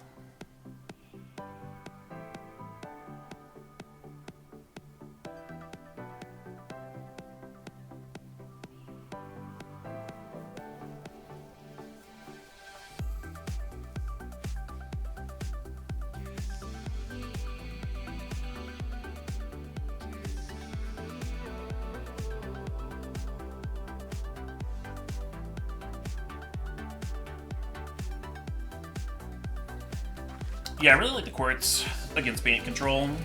The blue court did a lot of work out of the blue-red Delver earlier. Now this Court of Grace is doing work here. Well, that's a lot of mana. But what are you going to do with it? Jace coming down. You want to bounce an Angel? They do, okay.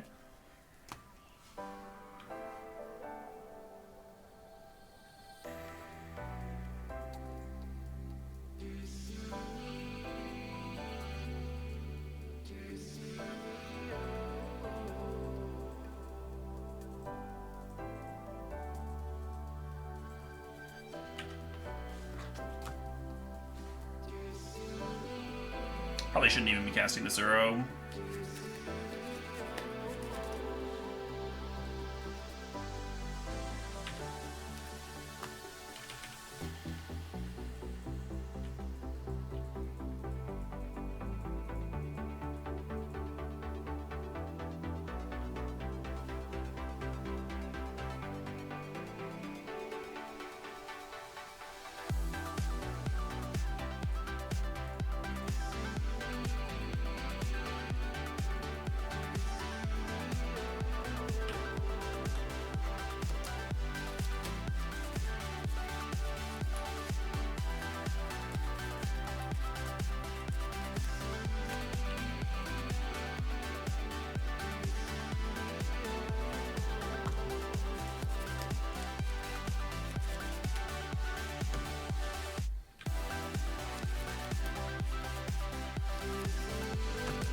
Ooh.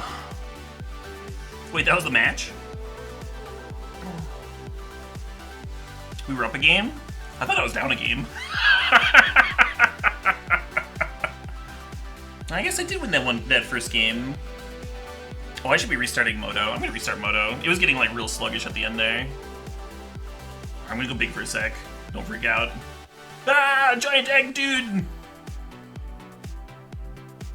Condom Man!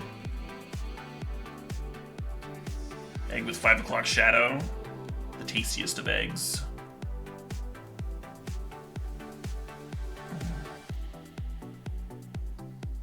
Like a cactus laden egg. That was sweet. That was a sick fucking match. Had a good time. I think I played reasonably too. I don't know. When you have those super long games, those super long involved games with so many interactions and disruption being fired off back and forth, obviously you're not going to play perfect. Nobody would be able to play perfect. It's so hard to tell, right? Sometimes the lines get so convoluted.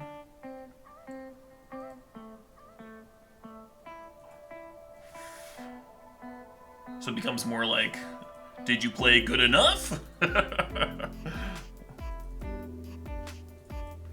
I've never seen Eraserface, no, but I do know why you're bringing it up. Fucking asshole.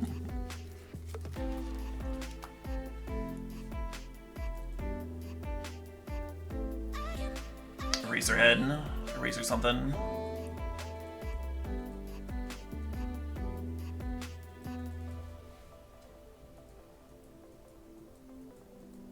Rushing some.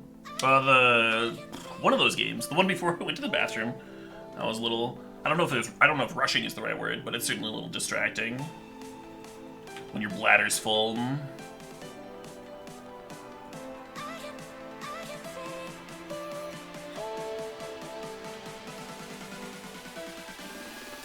You don't like the opponent's name? They're just lusting for the greatest of all time. That's all. Nothing wrong with that. So we could brainstorm here, but it's uncertain what we want to be brainstorming for. We don't really know what the opponent's colors or anything yet. They could be Blue-Red Delver, they could be Bant, they could be fucking Doomsday. God damn it. More of this shit, huh?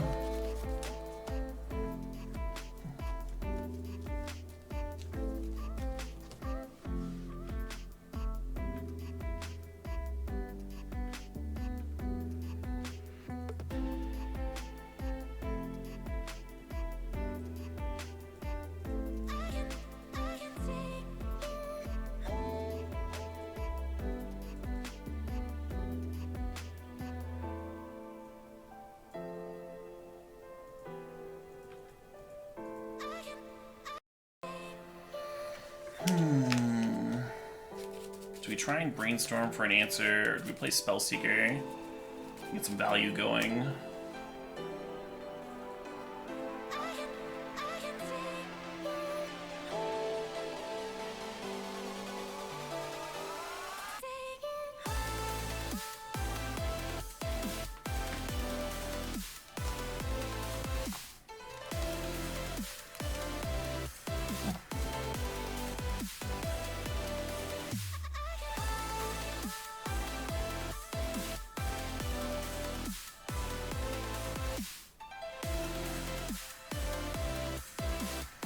Yeah, you're either grabbing Brainstorm or Green Sun there.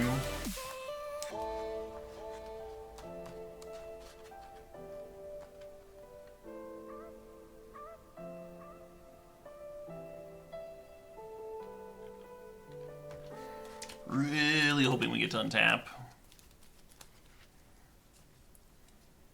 Sitting here with no counters versus a combo deck. Likely a combo deck. Certainly looks like Doomsday, doesn't it?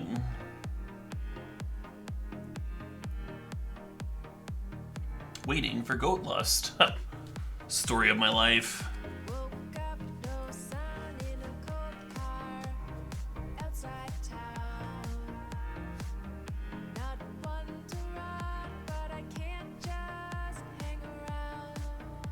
Doing some nice life total damage there with those Street Wraiths.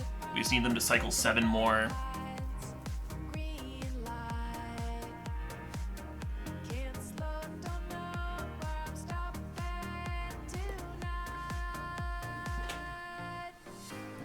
That's kind of a whiny quote. I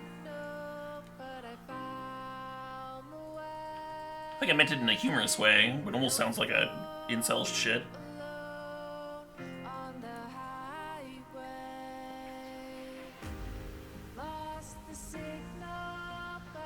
Fuck, huh?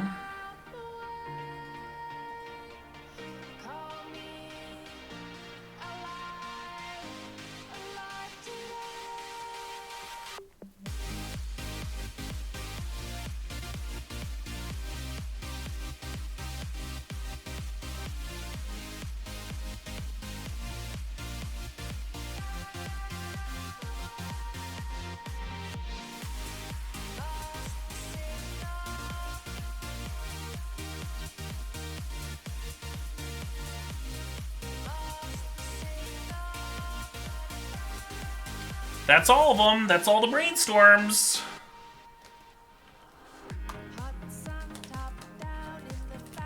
Would like this a little better if we had some forces, but you know, you know.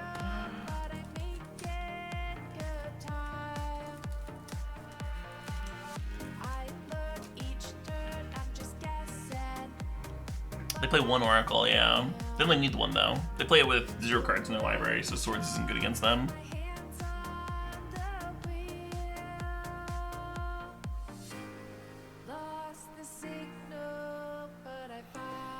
We can brainstorm and look for a counter. The issue is that right now we're weak to a daze.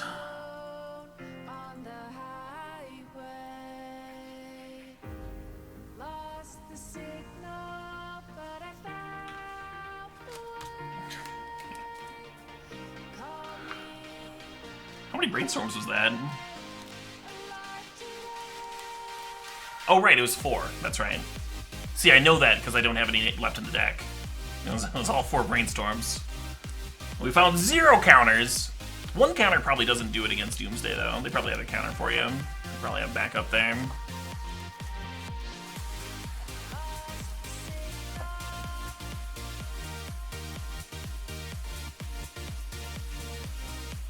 Extract is the tech sideboard card. Extract would be funny for Spellseeker. I actually like that a lot. That's hilarious.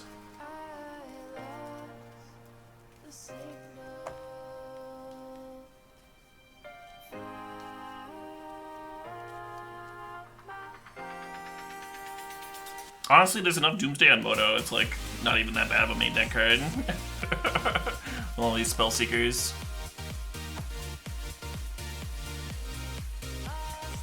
I wonder if making this a Yorion deck and like teching out the Spellseeker engine, like just having more options for Spellseeker in game 1. I wonder if that would improve the deck or worsen it.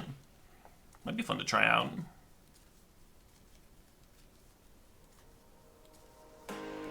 Extract, good against dupes all spells. Yeah, nobody plays that shit though. It's not a fucking thing. They didn't crack the Lion's Eye Diamond. It looks like they don't need to. It's just spare. It's just extra. The LED's just to pay for days. Goat Lust wins. Does it? Doesn't it always though? Doesn't it always?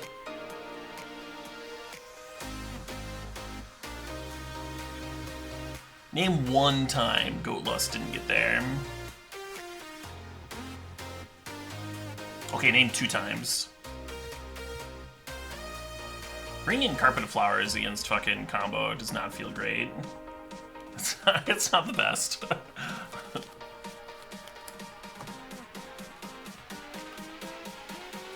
It did let me play the Titania that one game. I kinda wonder if Court of Grace is better than Carpet. Maybe a 2-in-1 split.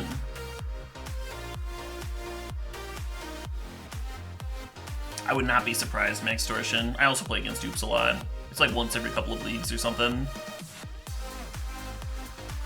This hand's like almost good.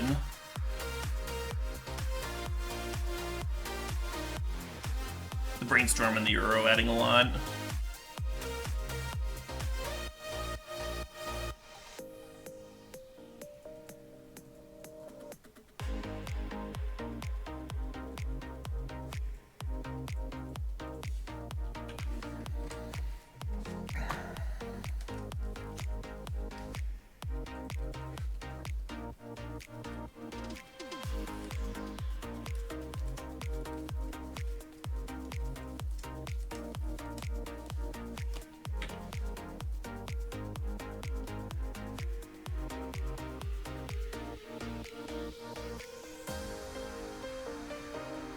So we can use the first Carpet of Flowers to cast the second one.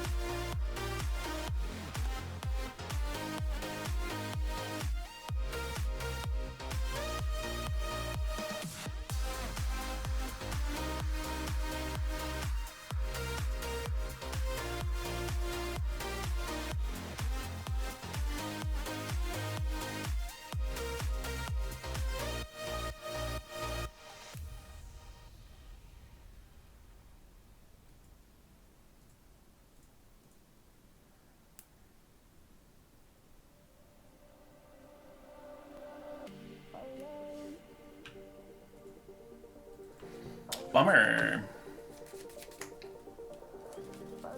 Still a great turn for us. Less great.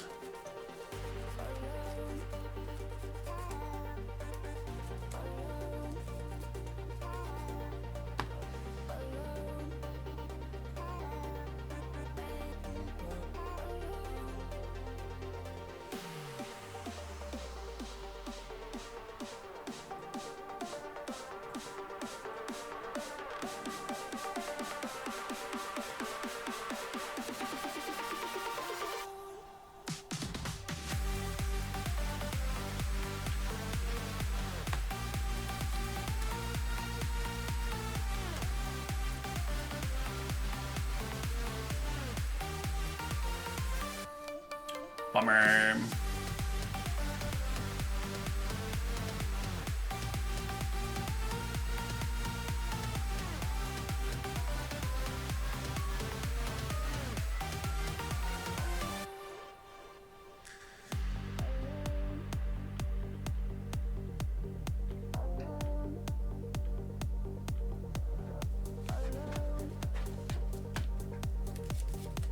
I think I'm just gonna bring back Uro here.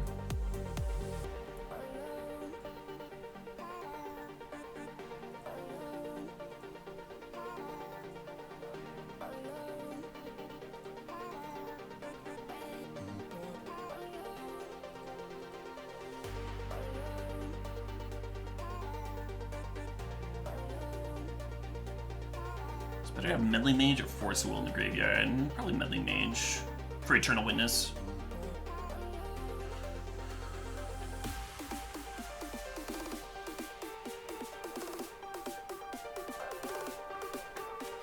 And then if we can draw another blue card, we can run out the Spell Seeker to go get Summervale. And then we're Force Protected.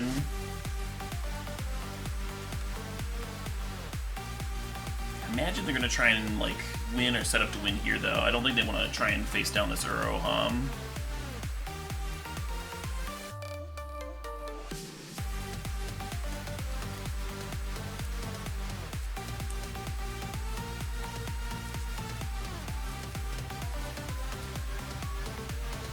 Yeah.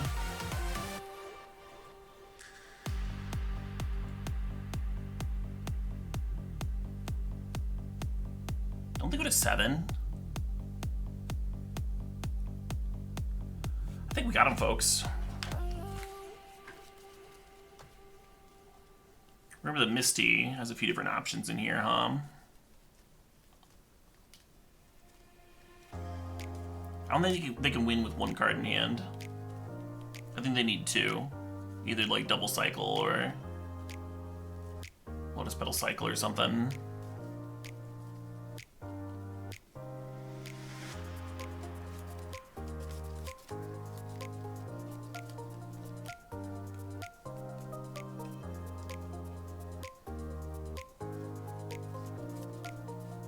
Delver is not on the decline now. Blue-red Delver's the deck to beat. If anything, it is gained recently.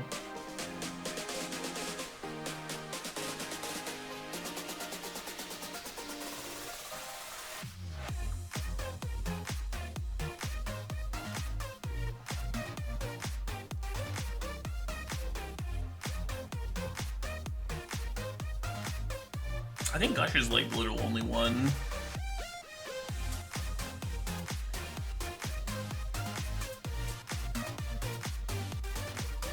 Like the only card in Magic, whether it's legal in Legacy or not.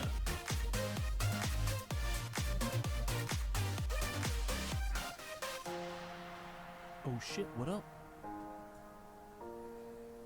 Oh, they could have the pay 4 life to kill a creature.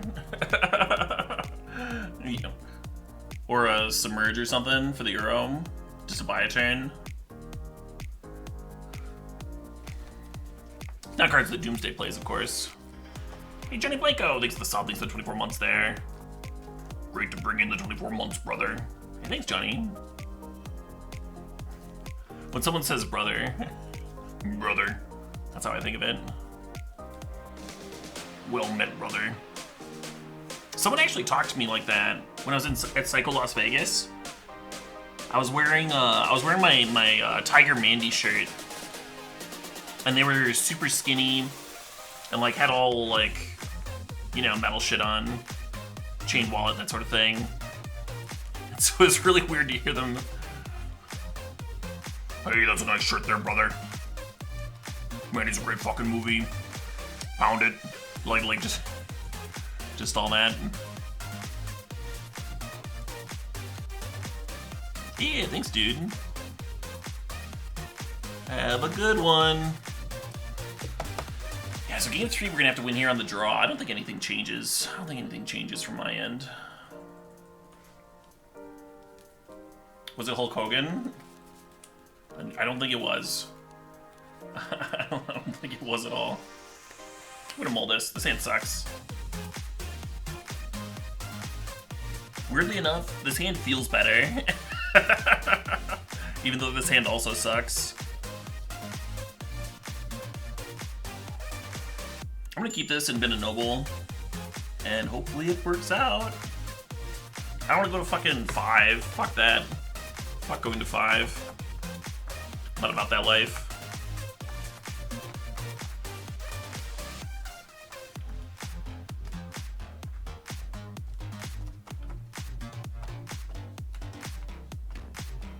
We'll just draw a green source. Turn 1 Noble. Be in real good shape. Look at that.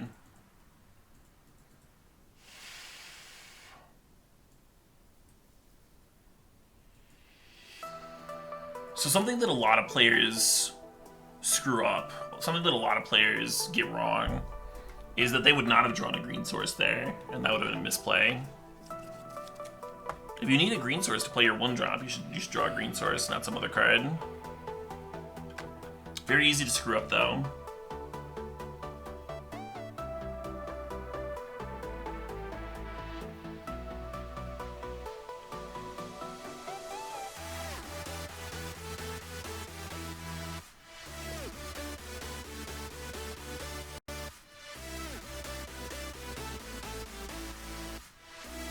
Eternal Witnessing back Heath would also be fine here. Potentially better.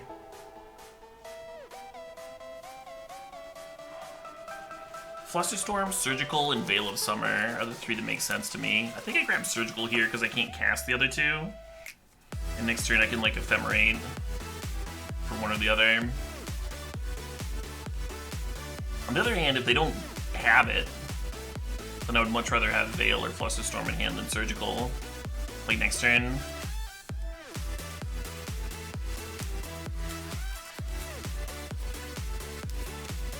The nice thing about grabbing Flusterstorm here is if they like Thoughtseize and take Force of Will, then Eternal Witness can just get it back.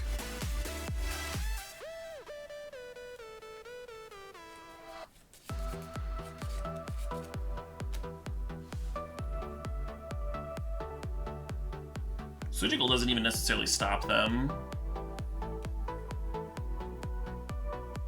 You just like could.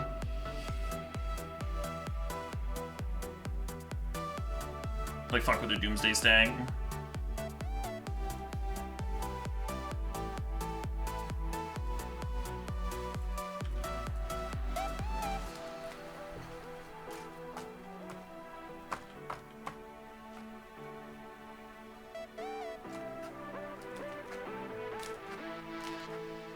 Would feel a lot better if I had a land here, of course.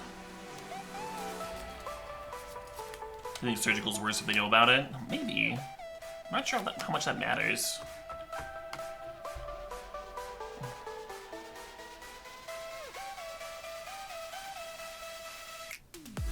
Like, I think they have to stack their Doomsday roughly similarly, whether they have Surgical or not.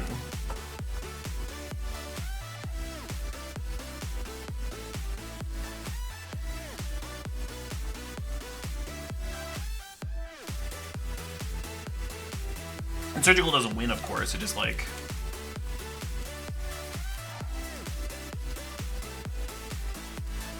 has a chance of digging them up for a turn.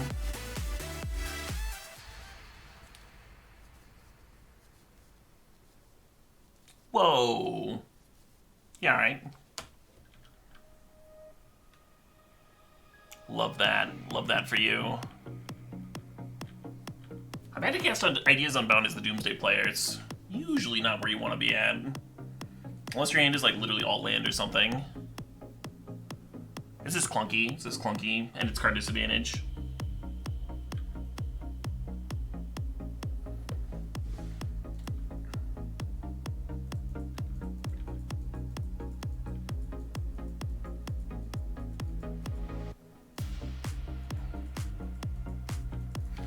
Now I think we're in a really good spot. We get to operate on the opponent's turn, and we have a lot of options for responding to things.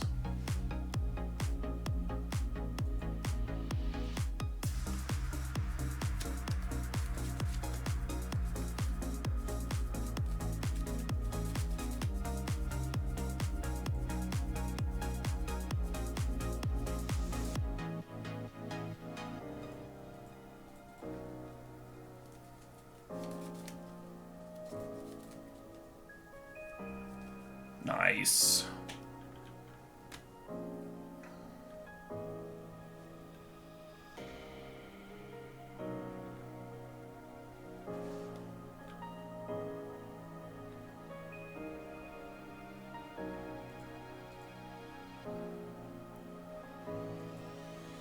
Surgical probably wins from here, right? With them having the Oracle in the graveyard.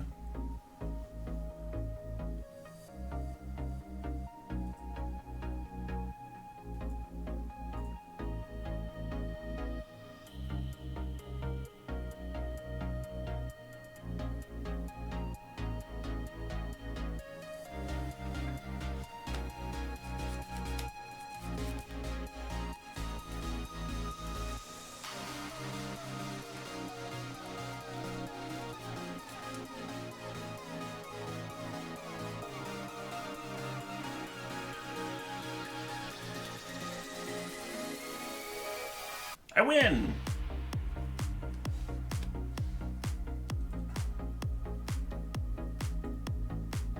That's 2 wins versus Doomsday, right?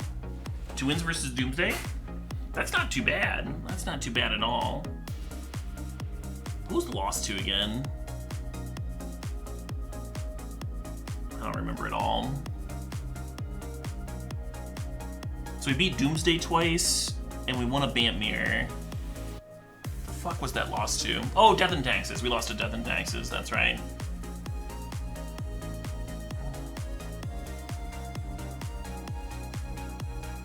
Yeah, I don't even know what I could sideboard for Death and Taxes to make that matchup better. I feel like it would need to be some kind of a sweeper, something that makes like Mother of Runes look bad, because Mother of Runes is really good against my deck. Or the deck that I'm playing. This deck, this fucking thing. I don't know if like Engineered Explosives is worth it though. Or if it'd have to be something like Terminus.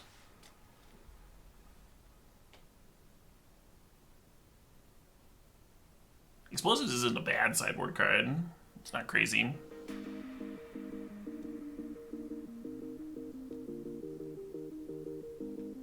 Torpor Orb is very good against my deck.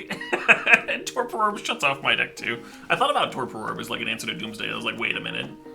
And Torpor Orb turns off Spellseeker, Eternal Witness, Knight of Autumn, Ice Fang Quaddle, Titania. There's like... There's not much of the deck left if there's a Torpor Orb in play. Like, if the opponent brings one in against me, I kind of have to, like, ending it or play an Uro and hope that does something.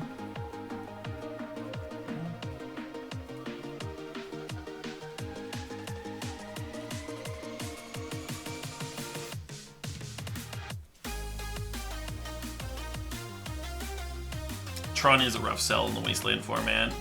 Plus, Cloud Post is just better. More powerful, takes fewer slots. You get to get like game life with that one post land.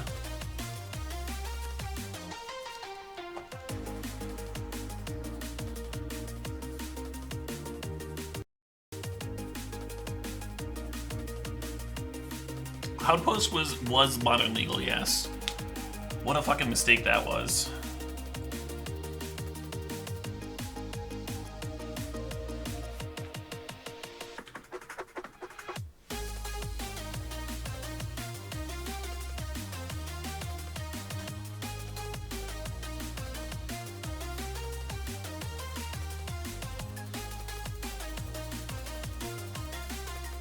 Feels like Mox Diamond got a lot fucking worse. The prismatic ending format.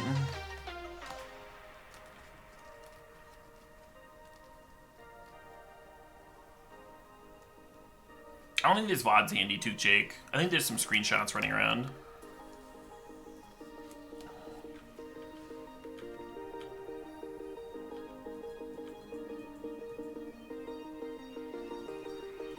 I'm gonna chill in this brainstorm as long as possible. We're not under any like urgent pressure to play this turn. Okay, that's obnoxious.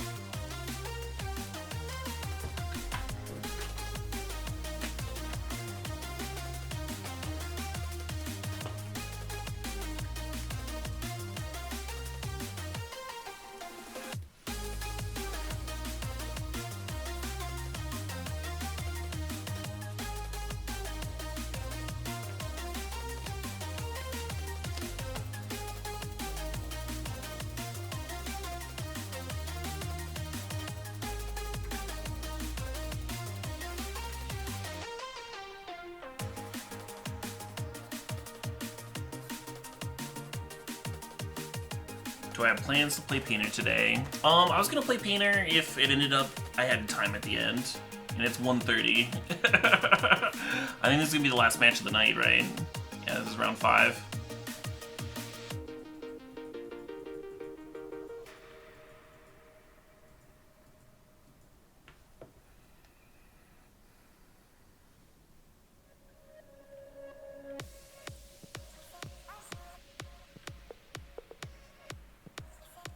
Yes. Really wanted to land here.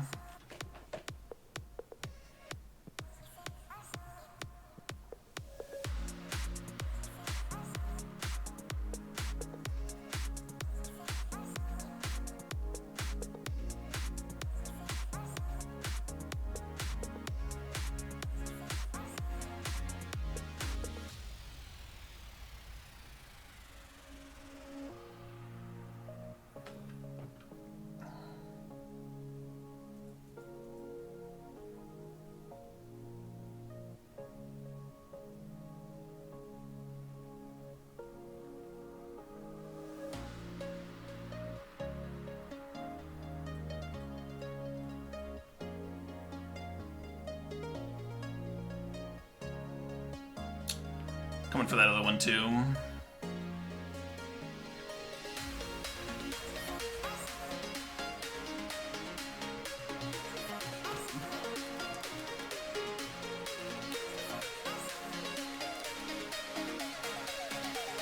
They have another one? You sure about that, opponent? You sure that's the land you want to play?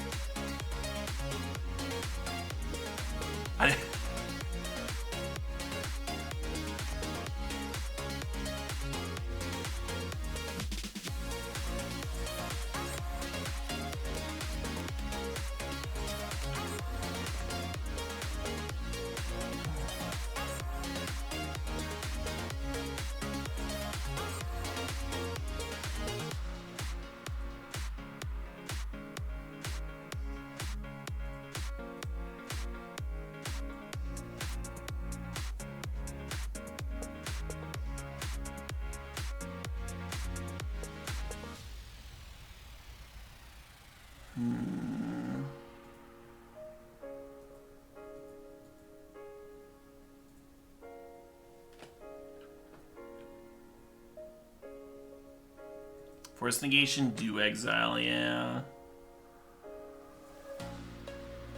Need to trick that,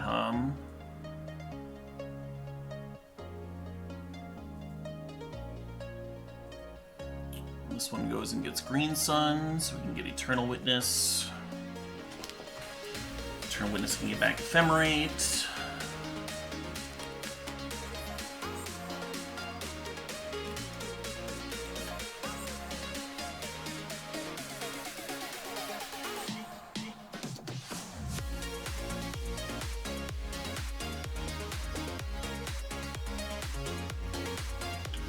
Disgusting. Yeah, neat little deck,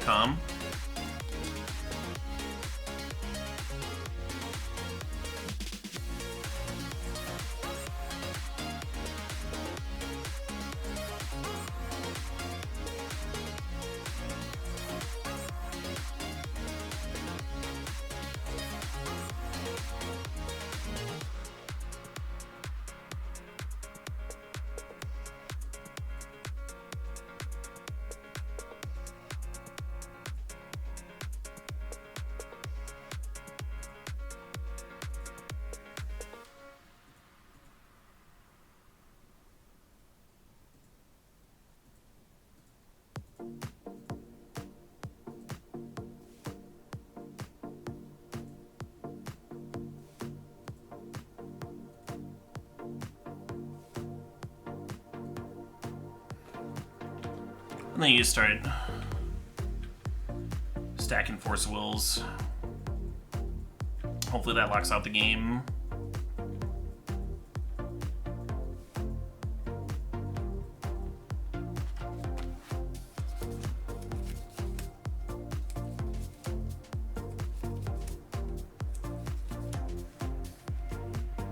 Ayo. Sure.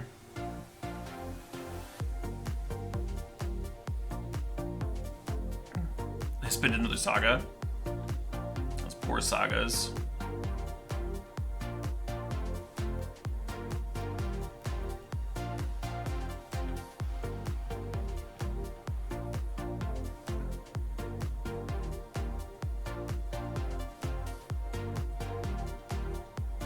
So we gotta rebuy Ephemerate on the blink. I mean, I guess we have a Spellseeker, so we don't need to, but it is nice.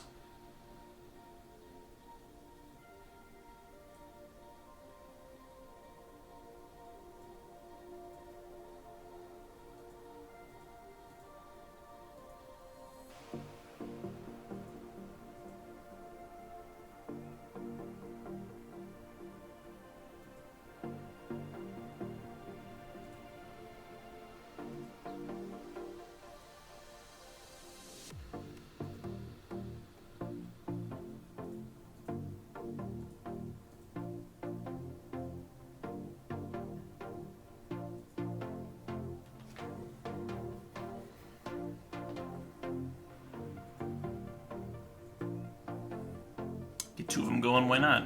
Why wouldn't I?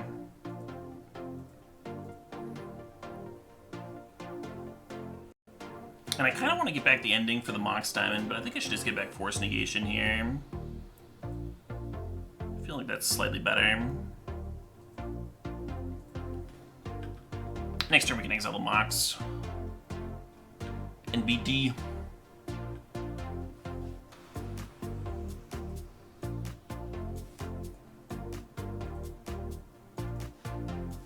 I got you, Vein Wedge.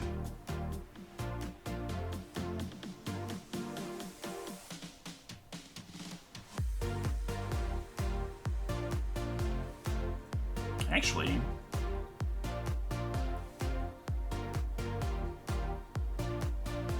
you can unmod yourself if you want, Van Wedge. It's been a bit since I've added somebody. I'm gonna throw you moderator status. You can unmod yourself. You could. There's no pressure to moderate, but I find people that care about the chat tend to make the best moderators. That's why I'm throwing you a mod here. Again, no pressure, nothing like that. Purely voluntary. Yeah, let's force this, huh? Probably shouldn't have pitched the Brainstorm, though.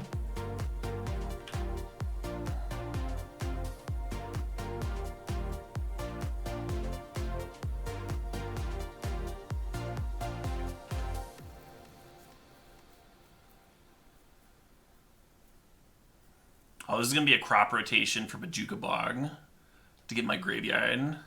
Amazing.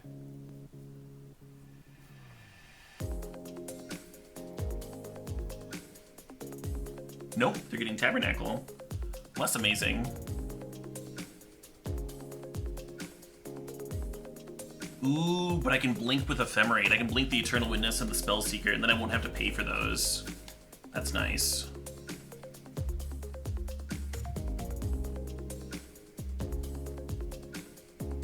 There'll be a different creature.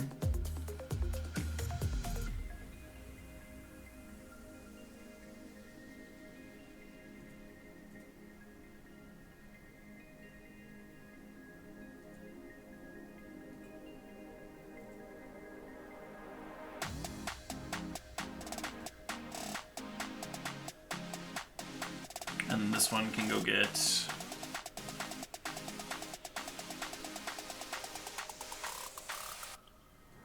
Prismatic. And then we can just like say no there, and then no to Spellseeker. Might of Autumn. I'll pay. And these nobles can pay for themselves.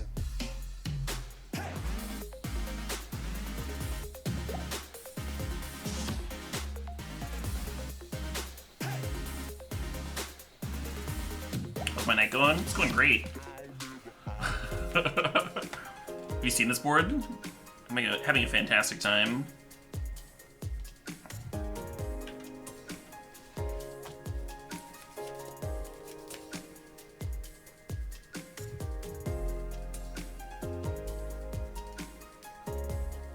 Oh, but because I didn't get back the Ephemerate, next turn I'm going to have less mana to work with. Well, I can use the nobles to pay for the other things this next turn. That could work fine. And then I Spellseeker for Ephemerate. I don't really need the Noble Exalteds anymore.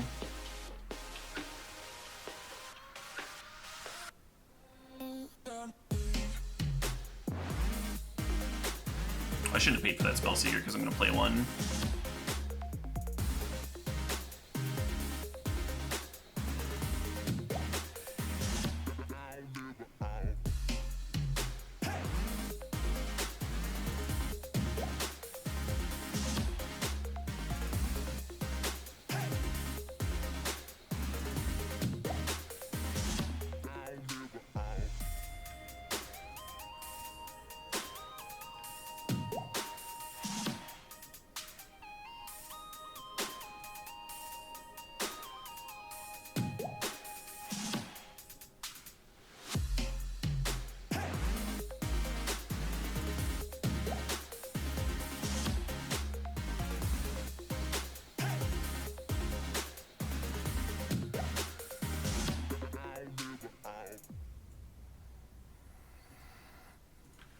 cool.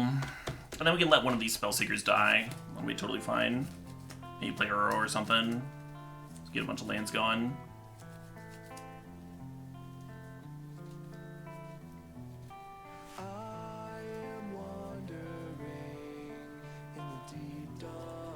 Sure.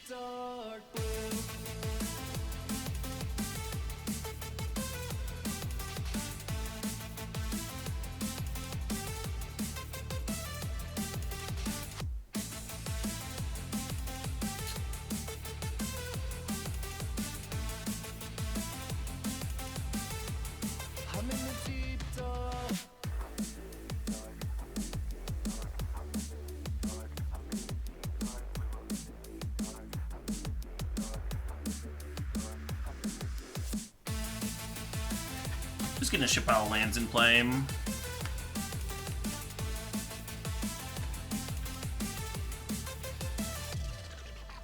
Probably taking too long to win this game.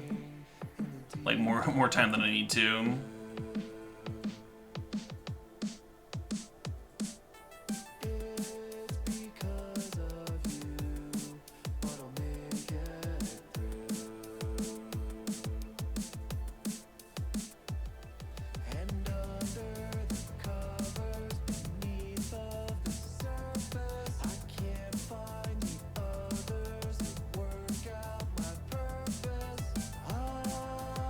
Oh, I don't fucking know these cards.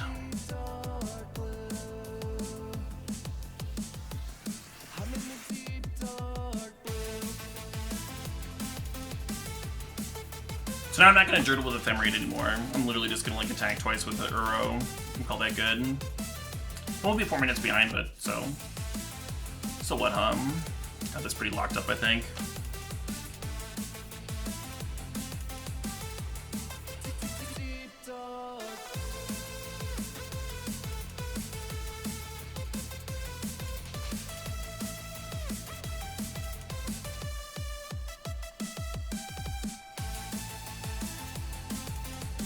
Should have fetched the Dryad Arbor. I'd have lethal here, huh?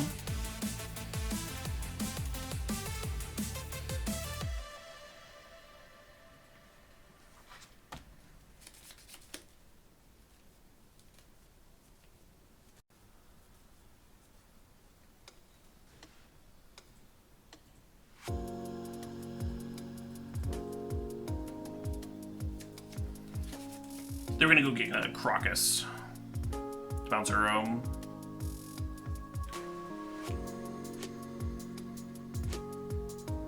But yeah, I have more counters than they have cards, so should be okay.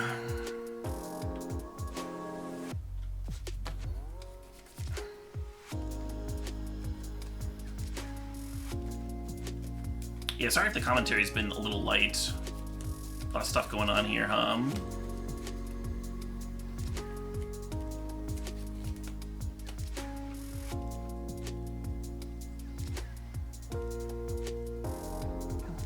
don't even know what this crop rotation could go get that would let them survive. I don't think anything.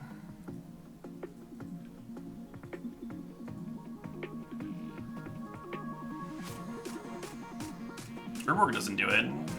They just have a 20/20 and then we attack with two things. Even if we couldn't like rebuy Prismatic Ending at will, that they know about, right? But I guess if you haven't scooped, you might as well play it. What about Court of Grace? Is that card weird? Let's bring Meddling Mage in. And Fluster or Surgical. Maybe Ooze. Is Ooze a card I want? I don't think I want Flusterstorm, no. Yeah, Court of Grace is interesting. I don't know if it's like good interesting. Fucking blocks 20/20s, right? Yeah. Yeah, that could be real cool actually. The issue is space. I'm gonna pull out the ads here.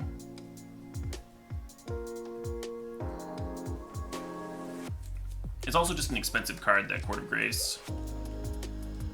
I don't want Fragmentize. I'm actually going to be cutting some number of Prismatic Endings, and Prismatic Endings better than Fragmentize here, right? That was game 1, exactly, yeah.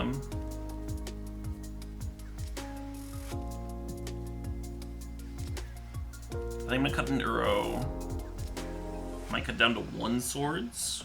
The idea being that we can tutor 4 with Spellseeker, if they're like in 20/20 range. And then I'm gonna shave a Prismatic Ending, or 2. Even though it is good against a lot of their stuff. Maybe I'll cut Titania. Yeah, I kinda don't like Titania here. Cool.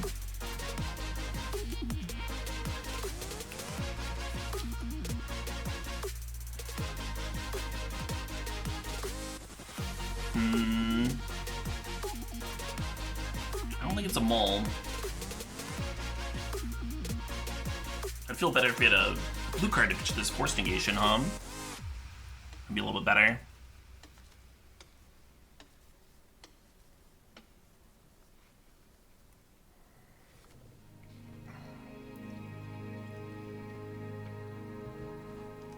Put a mold on the play.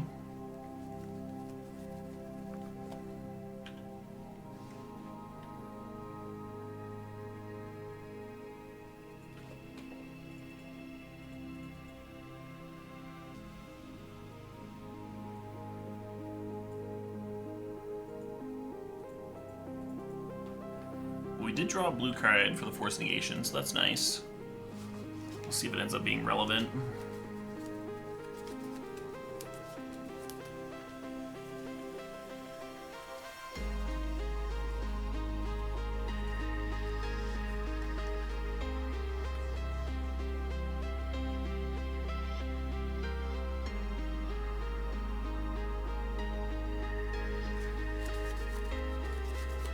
This would be a hell of a gamble to let this resolve, huh?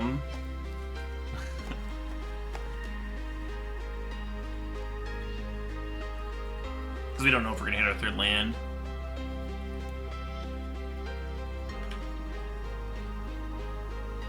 Ah, shit.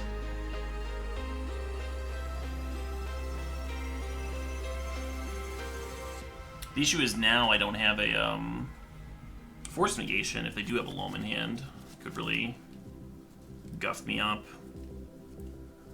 So I want a Prismatic Ending the Mox Diamond, but I also want to like get Ooze down. Just in case they do have Loam. I should probably just play them Slant Bottom though. What if I Green Sunned for another Noble Hierarch? And ending the Mox Diamond? That seems kind of reasonable.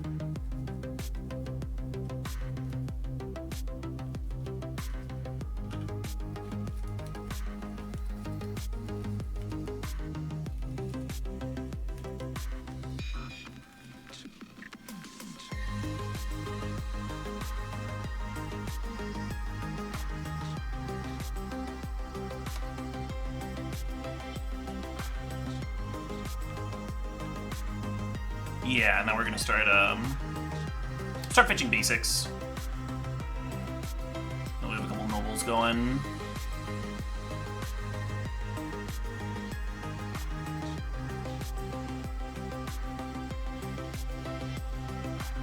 Love it.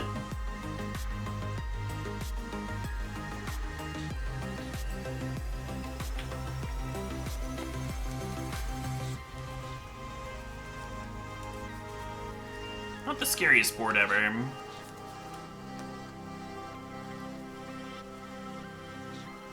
Last one's pretty good here, huh?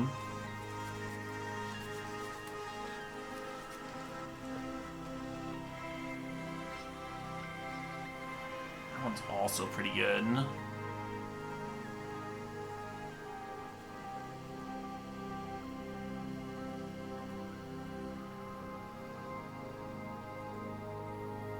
I think I just Eternal Witness back Flooded Strand. So I'll have one of each basic.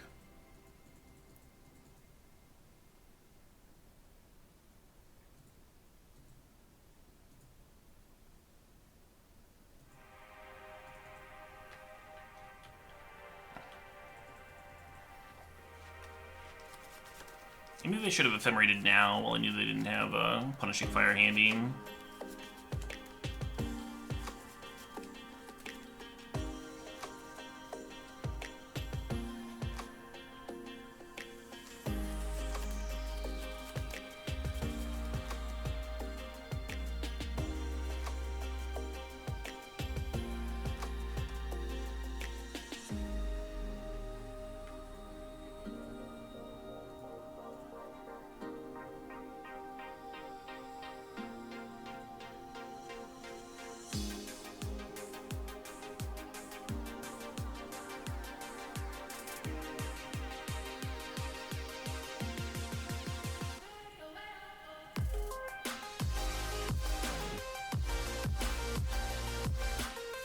An Ephemerate comes back, links the Eternal Witness, which now has to rebuy Ephemerate.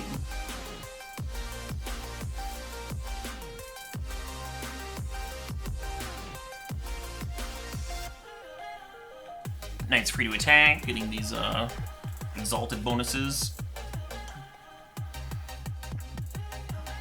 No real reason to surgical here.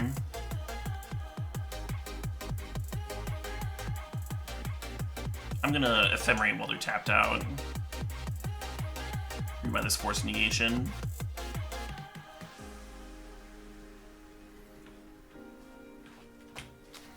Which we can now hardcast.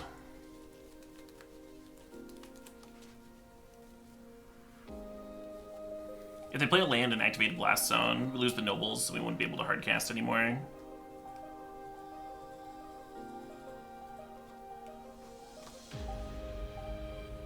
Surgicaling Wasteland would also be okay here.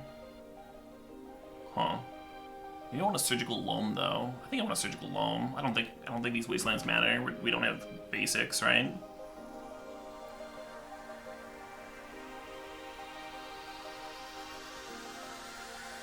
Fetching to 6. Could they be grabbing?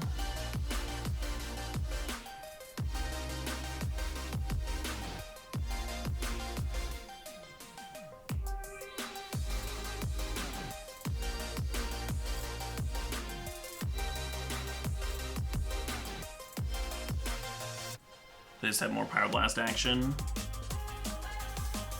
They do still have P-Fire in their deck, but they don't have either P-Fire or Grove handy, so we don't have to worry about it. Retrofitter for the...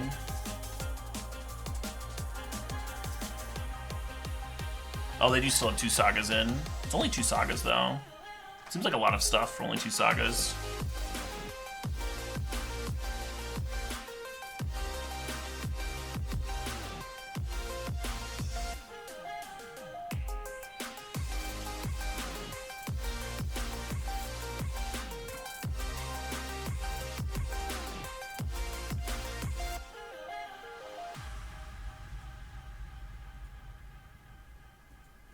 Oh, fun. Yeah, let's play this shit.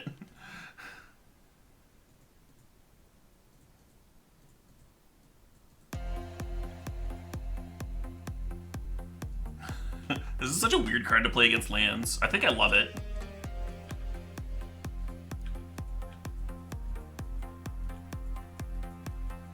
Like, how do they beat a flyer every turn? And be drawing 2 a turn? Seems real hard. I'm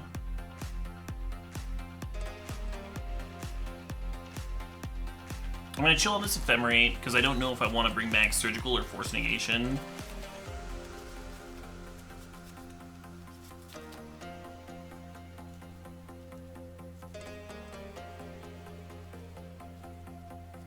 Are the Loam's dead draws? Not necessarily. Depending on if they wanted to dredge Loam or not.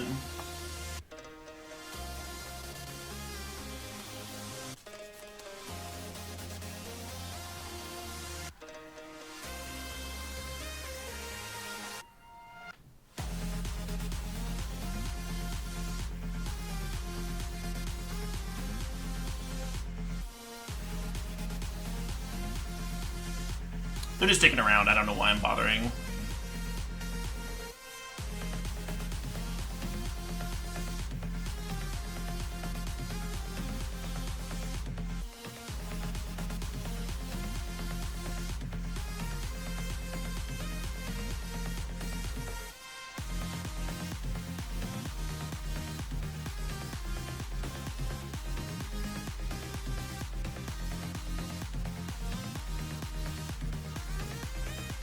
Yay. Might as well dig around back, I guess. Sweet. Yeah, this deck was really hard. Really tricky. A lot of cool lines. Really fun.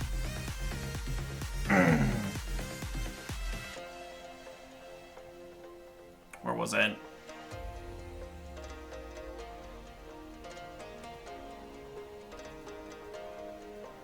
Yeah, 4-1's not bad at all. Our loss was to Death and Taxes, which seems like a bad matchup.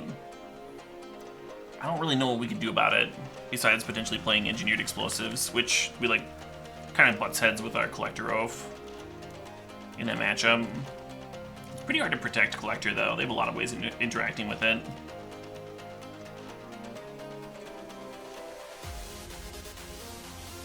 What else? Anything else?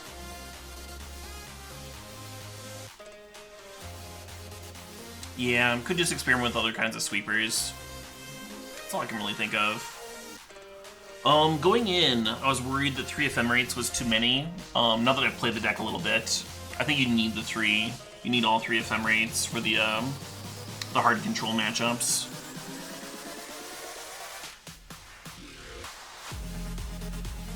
I think you could shave an Ice Fang for either a Daze or a Flusterstorm in the main deck, so that Spellseeker can actually, like, get disruption against the spell-based opponents.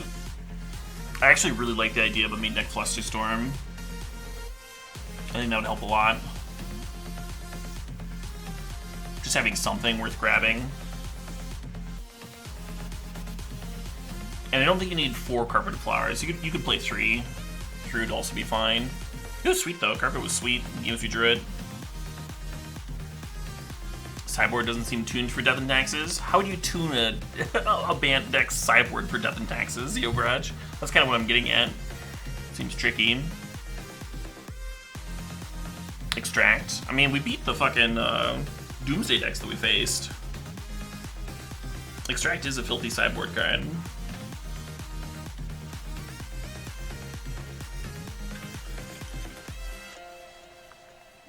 The White Elemental. Oh, just like Ephemerate Blanket and stuff? It's an interesting idea. Extract doesn't draw a card or anything, right? It just like literally exiles one thing. So you target player's library for a card and exile it. The Oracle also has to be in their library when you play the Extract. If it's in their hand, you get kind of browned, but it's probably going to be good. And even if it's in their hand, you can grab like another key piece like the Lion's Eye Diamond or something to slow them down.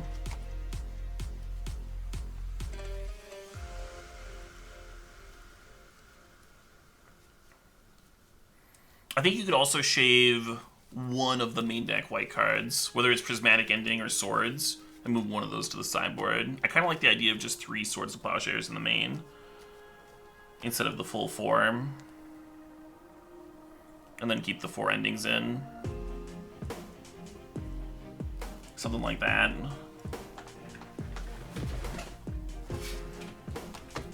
Someone else suggested Orm's Chant to get a soft lock going. Orm's Chant's kind of cute.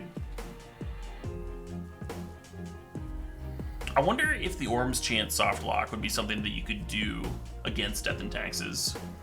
It felt like I almost could have done that in the match I lost.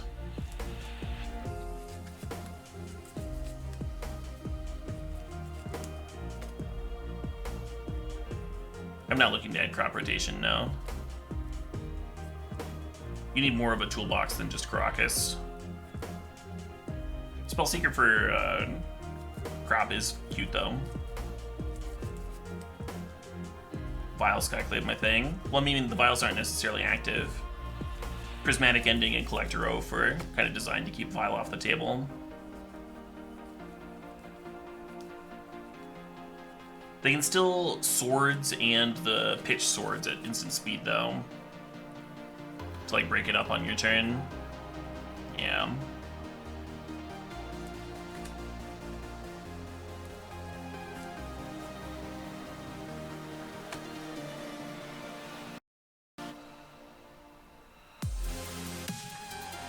I think I like 3 Carpet of Flowers.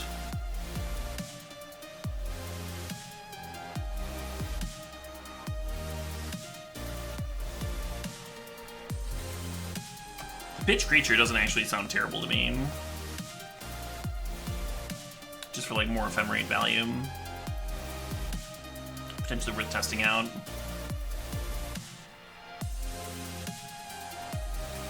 I'm not sure what all I'm cutting in the sideboard. If Doomsday is the deck to beat, maybe Galactic is bad.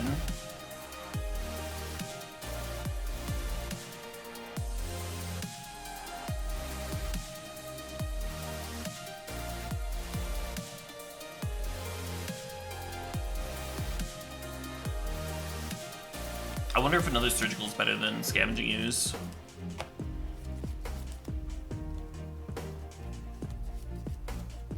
Why don't we play Skyclave? Because Double White's hard. You gain Green Sun for it. It doesn't pitch to Force of Will.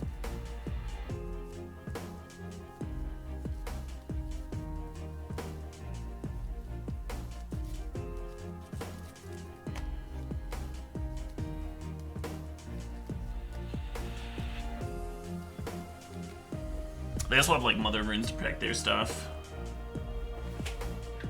Yeah, so far the best thing I can think of is just like playing some Engineered Explosives. And hope that that's good.